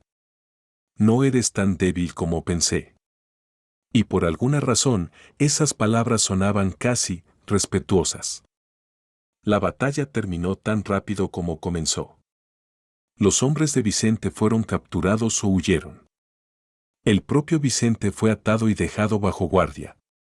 El alguacil del pueblo llegó al amanecer, habiendo sido alertado por Padre Miguel. Vicente y sus cómplices fueron llevados a la cárcel en San Martín, donde enfrentarían juicio por intento de asesinato y robo. Elena se sentó en el porche mientras el sol salía, observando el patio siendo limpiado. Sangre en la tierra. Vidrios rotos. Rastros de violencia. Pero también, sobrevivientes. Diego con su brazo vendado, sonriendo valientemente. Tomás contando cómo había derrotado a 2 atacantes. Rodrigo el joven, que había luchado por primera vez en su vida y vivió para contarlo. Mateo salió a sentarse junto a ella, moviéndose con cuidado. Tenía un corte en su mejilla y moretones formándose, pero estaba vivo. ¿Cómo está tu padre?, preguntó Elena. Furioso porque necesitó ser rescatado por una mujer, dijo Mateo con una ligera sonrisa. Pero vivo. Gracias a ti. No hice tanto. Le disparaste al hombre que iba a matarme. Yo diría que eso es bastante. Se volvió para mirarla. Elena, cuando vi esa pistola en tu mano, cuando me di cuenta de lo que habías hecho. Su voz se quebró. Podrías haber muerto. Vicente podría haberte matado. Pero no lo hizo. Pero podría haberlo hecho. Y no sé qué habría hecho si. Elena tomó su mano. Pero no pasó. Estamos aquí. Ambos vivos. Ambos completos. Ambos juntos. Mateo entrelazó sus dedos con los de ella. Se sentaron en silencio mientras el sol se elevaba más, pintando el cielo en tonos de rosa y oro. Un nuevo día. Un nuevo comienzo. Unos días después, Elena hizo algo que sorprendió a todos. Fue al cementerio del pueblo donde habían enterrado a los 2 hombres de Vicente que murieron en la batalla.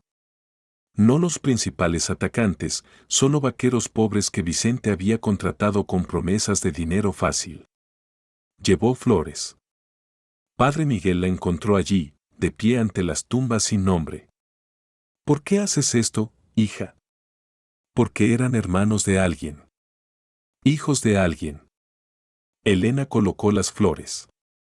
Tomaron malas decisiones. Siguieron al hombre equivocado.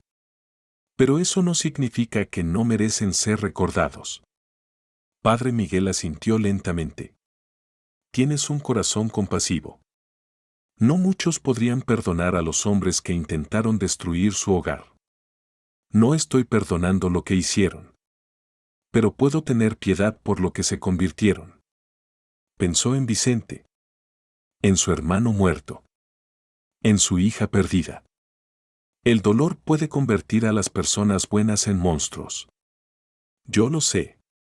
Casi me sucedió. ¿Y qué te detuvo? Mateo. Sonrió suavemente. Él me mostró que podía elegir. Que no tenía que dejar que mi pasado definiera mi futuro. Vicente nunca tuvo esa elección. O tal vez la tuvo y no pudo verla. De cualquier manera, su historia es trágica. Padre Miguel puso una mano en su hombro. El mundo necesita más personas como tú, Elena. Personas que puedan sostener tanto la justicia como la misericordia. Caminaron de regreso al pueblo juntos, dejando las flores en las tumbas sin nombre. Una semana después del ataque, cuando las heridas estaban sanando y la hacienda volvía a la normalidad, Mateo le pidió a Elena que lo acompañara a caballo. ¿A dónde vamos?, preguntó ella. Es una sorpresa. Cabalgaron hacia las colinas, siguiendo un sendero que Elena no había tomado antes. El día de octubre era perfecto, cielo claro, aire fresco, las hojas de los pocos árboles volviéndose doradas. Finalmente llegaron a un prado alto con una vista que se extendía por kilómetros. La hacienda se extendía debajo de ellos como una promesa. Las montañas distantes eran azul profundo contra el cielo. Mateo la ayudó a bajar de su caballo, luego, para su sorpresa, se arrodilló. Mateo, ¿qué? Elena Navarro. Sacó un anillo de su bolsillo. Era simple, una banda de oro con un pequeño zafiro que capturaba la luz del otoño. Sé que no nos hemos estado cortejando por mucho tiempo según los estándares tradicionales. Pero he sabido desde el día que nos conocimos que estabas destinada a ser mía y yo estaba destinado a ser tuyo. Su voz tembló con emoción. Te amo. Amo tu fuerza y tu risa y la forma en que haces que todo a tu alrededor sea mejor solo con estar presente. Amo la forma en que amas a Lucía como si fuera tuya. Amo la forma en que me miras, como si fuera el mejor hombre del mundo, aunque sé que no lo soy. Pero quiero serlo.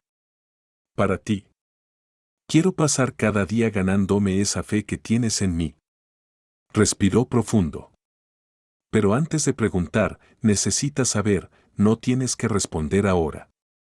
Esperaré hasta que estés verdaderamente lista, ya sea 1 año, 10 años, o nunca. Porque tu elección es sagrada para mí. Siempre lo ha sido. Siempre lo será. Pero si eliges decir que sí, Elena, ¿te casarás conmigo?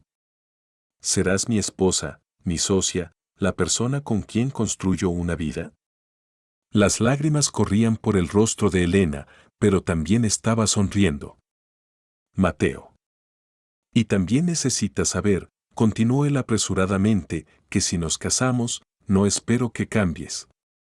No espero que te hagas más pequeña o más callada o más obediente.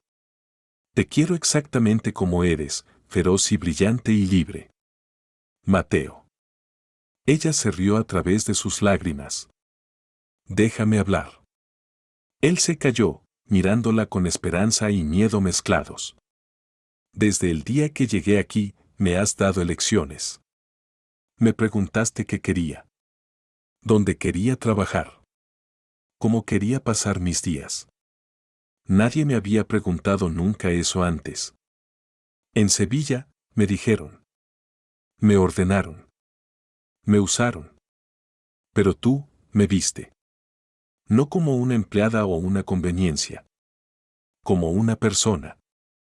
Como alguien que importa. Se arrodilló con él, tomando su rostro entre sus manos.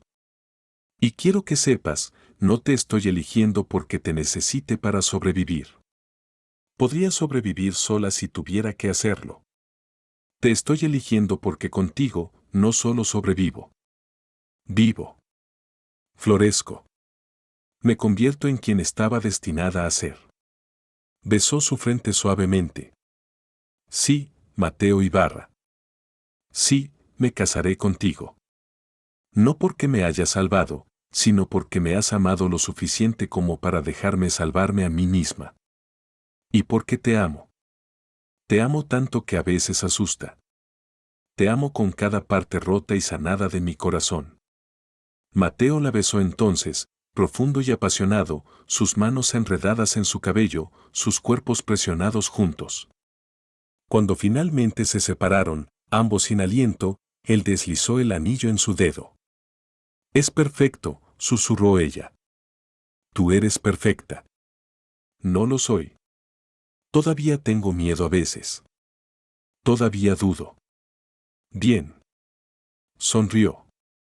Eso significa que eres humana. Y te amo humana, no perfecta. Se sentaron juntos en el prado, mirando su futuro extenderse ante ellos. Esa noche, durante la cena, Mateo anunció su compromiso. Isabela lloró de alegría, abrazando a Elena con tanta fuerza que casi no podía respirar. Lo sabía. Lo supe desde el primer día. Eres perfecta para él, hijita. Los vaqueros vitorearon. Diego levantó su copa en un brindis. Pero don Rodrigo estaba callado. Después de la cena, le pidió a Elena que se quedara. Señorita Navarro. Elena. Necesito hablar contigo.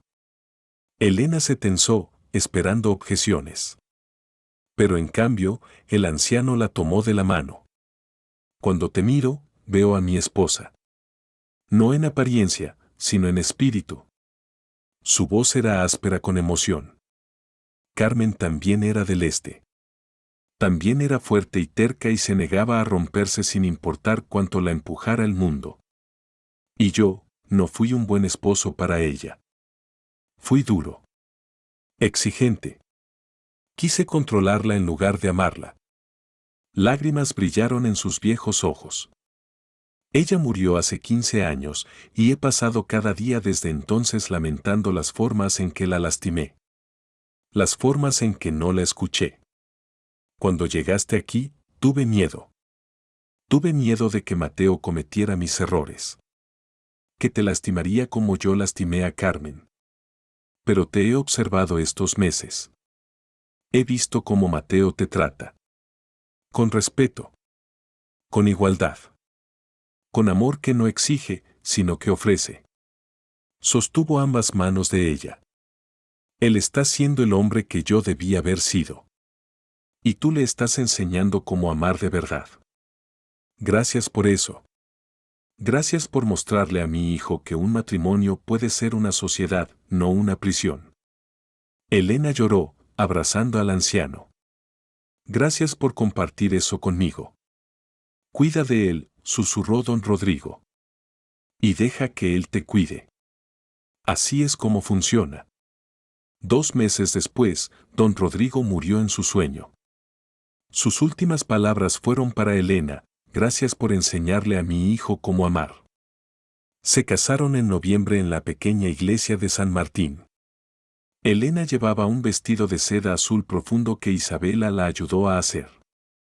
Mateo llevaba su mejor traje y se veía tan guapo que Elena lloró cuando lo vio esperándola en el altar. Hablaron sus votos en voces firmes, prometiendo amarse y respetarse mutuamente.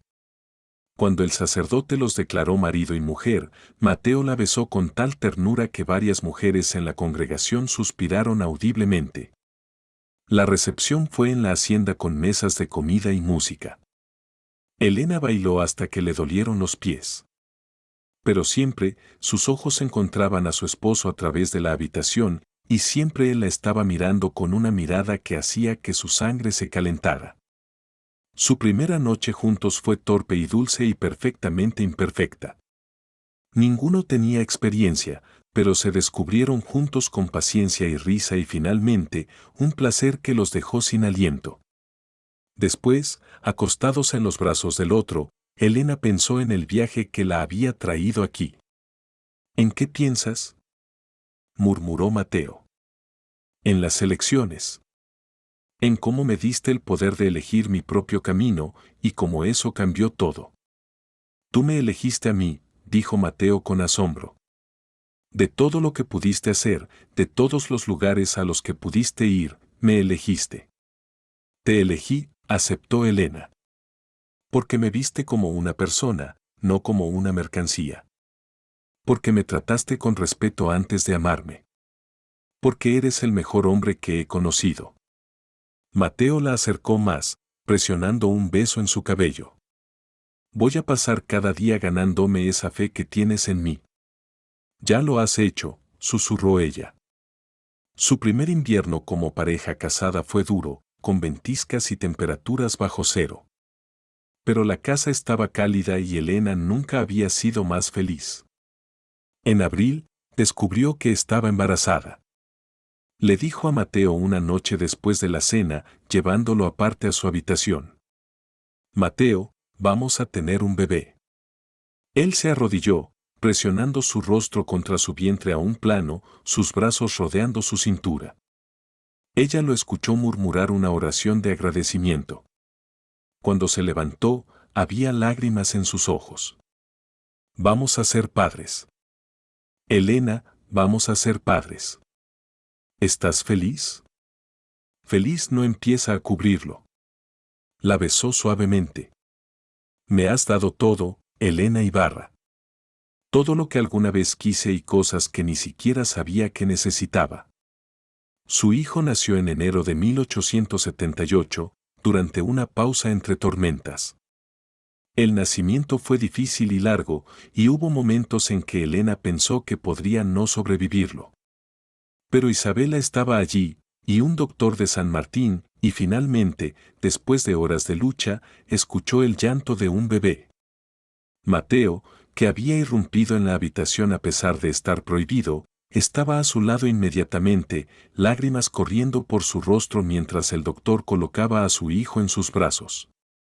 Es perfecto, respiró Mateo, tocando la pequeña mano del bebé con un dedo cuidadoso. Elena, es perfecto. Javier, dijo Elena, el nombre llegando a ella tan naturalmente como respirar. Javier Mateo Ibarra. Javier Mateo, repitió Mateo, probándolo. Lo amo. Te amo. Dios, Elena, te amo tanto. Javier era un bebé saludable y ruidoso que rápidamente se convirtió en el centro del hogar. Isabela lo adoraba sin vergüenza, e incluso los vaqueros rudos se derretían cuando el bebé le sonreía. Mateo era un padre devoto, levantándose en la noche para caminar con Javier cuando tenía cólicos, cambiando pañales sin quejarse, mirando a su hijo con una expresión de tal amor que hacía que el corazón de Elena doliera. Su segunda hija, Carmen Isabela, llegó en la primavera de 1880. Tenía el cabello oscuro de Mateo y los ojos verdes de Elena, y era de temperamento tan dulce como Javier era ruidoso. 2 años después llegó otro hijo, Miguel, más callado que sus hermanos pero ferozmente determinado una vez que se decidía sobre algo. Los años rodaron, llenos de trabajo y risa y las 1000 pequeñas alegrías de la vida familiar. Elena observó a sus hijos crecer, enseñándoles a leer y hacer aritmética en la mesa de la cocina, viendo a Mateo enseñarles a montar y enlazar y cuidar la tierra. Vio a Javier desarrollar el sentido de justicia de su padre. A Carmen mostrar un talento inesperado para dibujar y pintar. A Miguel demostrar tener un don para trabajar con caballos que rivalizaba con el suyo. Isabela falleció pacíficamente en su sueño en 1883 y la enterraron en una colina con vista a la hacienda con una vista de las montañas que había amado. Los años 1880 y 1890 trajeron cambios. La región se modernizó. Llegaron más colonos. El ferrocarril se extendió más cerca. La hacienda Cielo Roto prosperó bajo la gestión conjunta de Mateo y Elena.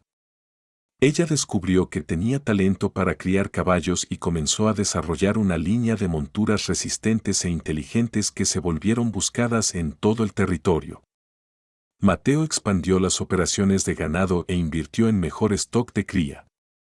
Juntos resistieron sequías e inviernos duros, años buenos y años de escasez. Pero siempre construyeron no solo un negocio exitoso sino un legado de trato justo. Los trabajadores de Cielo Roto eran pagados justamente, tratados con respeto, dados opciones en su trabajo cuando era posible. La hacienda se convirtió en conocida no solo por su ganado de calidad sino por sus prácticas progresivas. Otros hacendados se burlaron, pero no pudieron negar los resultados. Cielo Roto tenía la tasa de rotación más baja y la lealtad más alta de cualquier operación en 3 provincias. En 1890, la región se convirtió formalmente en una provincia reconocida, y Mateo y Elena celebraron con sus hijos y la comunidad de la hacienda que se había convertido en su familia extendida.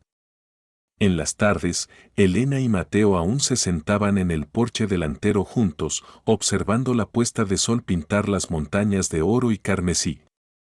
Sus manos estaban más curtidas ahora, sus rostros marcados por años de sol y viento, pero el amor entre ellos solo se había profundizado. Mateo todavía la miraba como lo había hecho ese primer día, como si ella fuera la respuesta a una pregunta que había estado haciendo toda su vida. ¿Alguna vez te arrepientes? Preguntó Elena una tarde de verano en 1895 mientras observaban a Javier y su nueva esposa trabajar caballos en el corral. ¿Venir aquí? ¿Construir esta vida? Mateo se volvió hacia ella con una mirada de tanto calor y amor que le quitó el aliento, incluso después de casi 2 décadas de matrimonio. Mi único arrepentimiento es no haberte encontrado antes. Todo lo demás ha sido exactamente lo que quería. Yo estaba tan asustada ese primer día, admitió Elena. Cuando pensé que iba a ser enviada a los campos como si no importara. Como si mis deseos no contaran. Y luego te dije que podías elegir. Cambiaste mi vida con esas palabras. Mateo tomó su mano. Me viste. Me trataste como una persona con valor antes de amarme. Antes de saber nada sobre mí excepto que merecía respeto básico. Ese es el tipo de hombre que eres. Por eso nuestros hijos están creciendo para ser personas buenas y justas que tratan a otros con dignidad. Construimos algo bueno aquí, dijo Mateo, mirando la hacienda que era su creación compartida. No solo una operación exitosa, sino un lugar donde las personas son tratadas correctamente. Donde el trabajo duro es valorado pero también lo es la bondad. Donde las personas tienen opciones. Presionó un beso en su sien. Ese es el legado que quiero dejar. No solo tierra y ganado, sino el ejemplo de cómo vivir con integridad. Elena pensó en la chica que había sido, recién salida del carromato con nada más que un baúl pequeño y esperanza desesperada. Pensó en cuán cerca había estado de una vida muy diferente, una en la que habría sido solo otra trabajadora anónima, laboreando en campos hasta que su cuerpo se rindiera. Y pensó en el hombre que había visto su valor y le había dado libertad. Quien la había amado no a pesar de su falta de fortuna sino por quien ella era como persona. Te amo, dijo ella, las palabras tan verdaderas ahora como lo habían sido la primera vez que las pronunció. Te amaré hasta el día que muera y más allá. Y yo te amo, respondió Mateo, su voz áspera con emoción. Mi socia. Mi esposa. Mi corazón. Era una fría mañana de enero en 1906 cuando Mateo no despertó. Se había ido a dormir con sus brazos alrededor de Elena, como había hecho durante 30 años, y en algún momento de la noche su corazón simplemente se detuvo. El doctor dijo que fue pacífico. Que no sintió dolor. Pero para Elena, despertando para encontrarlo quieto y frío a su lado, se sintió como si el mundo hubiera terminado. Tenía 56 años y había pasado más de la mitad de su vida con este hombre. Había sido su esposo, su socio, su mejor amigo, el padre de sus hijos, el constructor de sus sueños. Sin él, los colores parecían más apagados, la comida sin sabor, el futuro un lugar vasto y vacío. Sus hijos se reunieron a su alrededor, junto con nietos y la familia extendida de la hacienda. Enterraron a Mateo en la colina junto a Isabela, con vista a las montañas y la hacienda que había amado. Javier habló en el servicio sobre la justicia y la integridad de su padre. Carmen leyó un poema que había escrito sobre el amor y la pérdida. Miguel simplemente se paró junto a la tumba con lágrimas corriendo por su rostro, una mano en el hombro de su madre. Elena se quedó de pie con los ojos secos durante todo el servicio, su dolor demasiado profundo para lágrimas. Cuando todos se habían ido, permaneció junto a la tumba, una mano apoyada en el marcador de piedra fría. Me dijiste que podía elegir, susurró al viento y las montañas y el cielo. Me diste libertad y amor y una vida que nunca soñé que pudiera tener. ¿Cómo elijo continuar sin ti? Pero incluso mientras preguntaba, conocía la respuesta. Continuaba porque habían construido algo juntos que era más grande que cualquiera de ellos solo. Continuaba porque sus hijos la necesitaban. Porque la hacienda la necesitaba. Porque Mateo habría querido que siguiera viviendo plenamente y sin miedo. Así que Elena regresó a la casa más pequeña y a su trabajo, lanzándose al programa de cría de caballos y las cuentas de la hacienda, pasando tiempo con sus nietos, enseñándoles las cosas que Mateo habría enseñado. Montaba cada domingo por la mañana, a veces con Javier o Miguel pero a menudo sola, siguiendo las rutas que ella y Mateo habían tomado juntos, hablando con él en su cabeza, sintiendo su presencia en la tierra que habían moldeado juntos. Carmen se mudó de regreso a la hacienda después de que su esposo murió en 1912, y ella y Elena se hicieron aún más cercanas, pasando tardes en el porche donde Elena y Mateo habían pasado tantas horas. Elena le contó a su hija historias sobre los primeros días. Sobre llegar a la hacienda sin nada y ser amenazada con ser enviada a los campos. Sobre la intervención de Mateo y su idea radical de que ella debería elegir su propio camino. Él cambió todo para mí, dijo Elena, observando el sol ponerse sobre las montañas. No solo al amarme, aunque eso fue extraordinario, sino al tratarme como una persona con agencia antes de que sintiera algo romántico por mí. Al creer que tenía valor tal como era.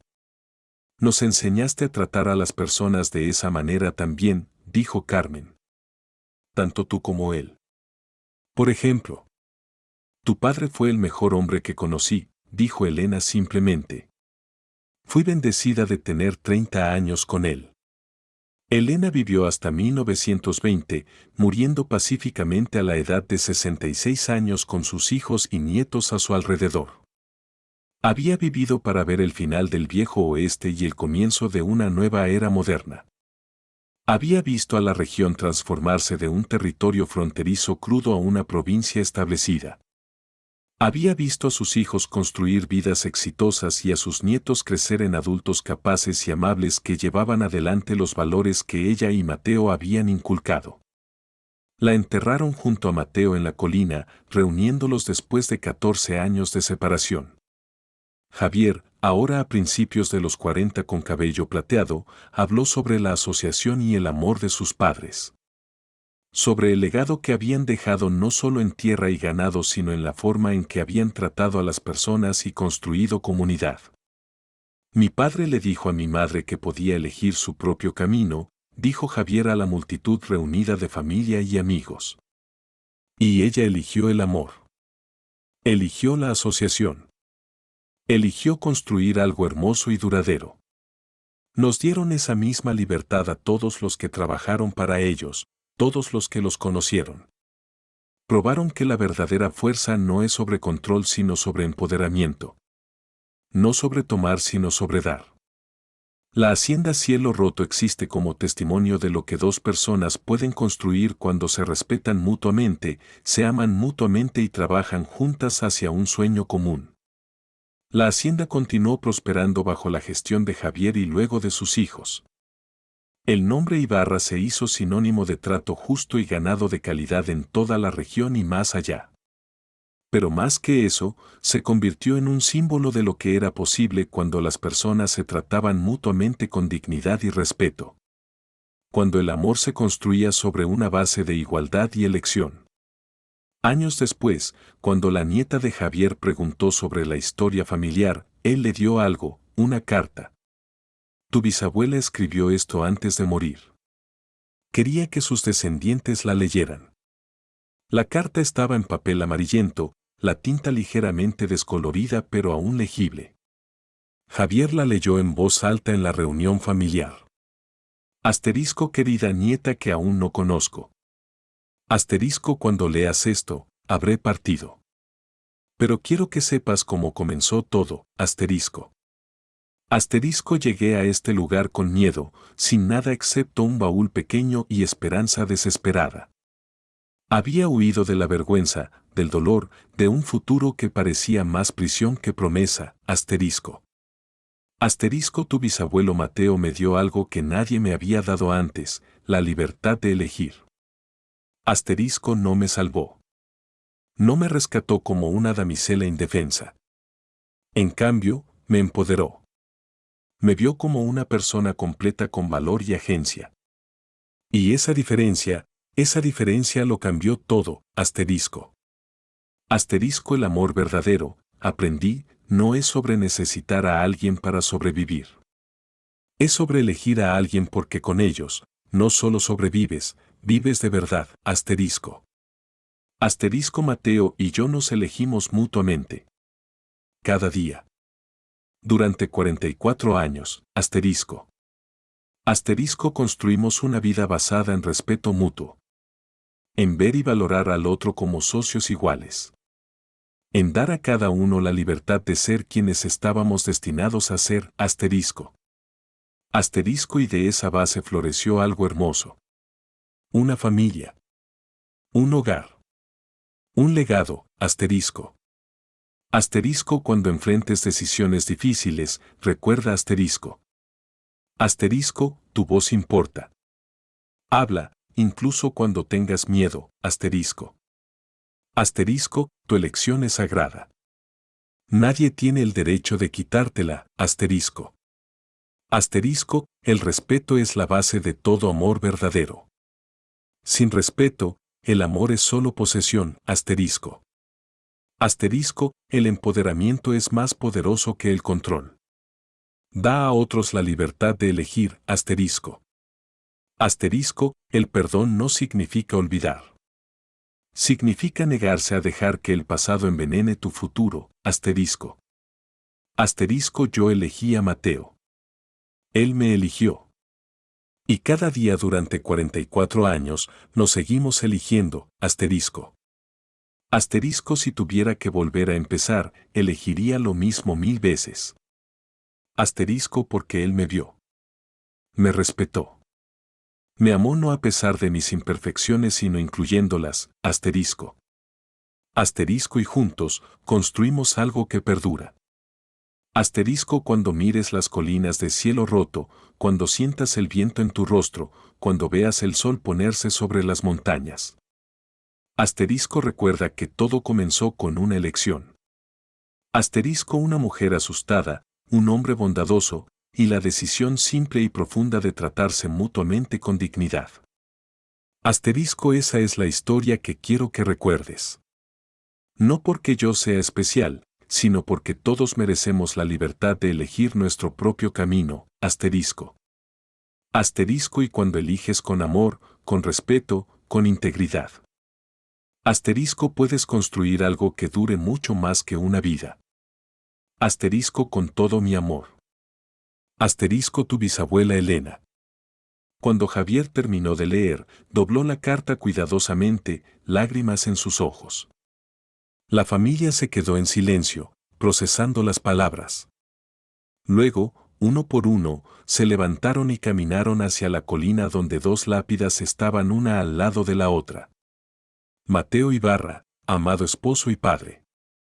Elena Navarro de Ibarra, amada esposa y madre. El sol se estaba poniendo, pintando el cielo en tonos de rosa y oro.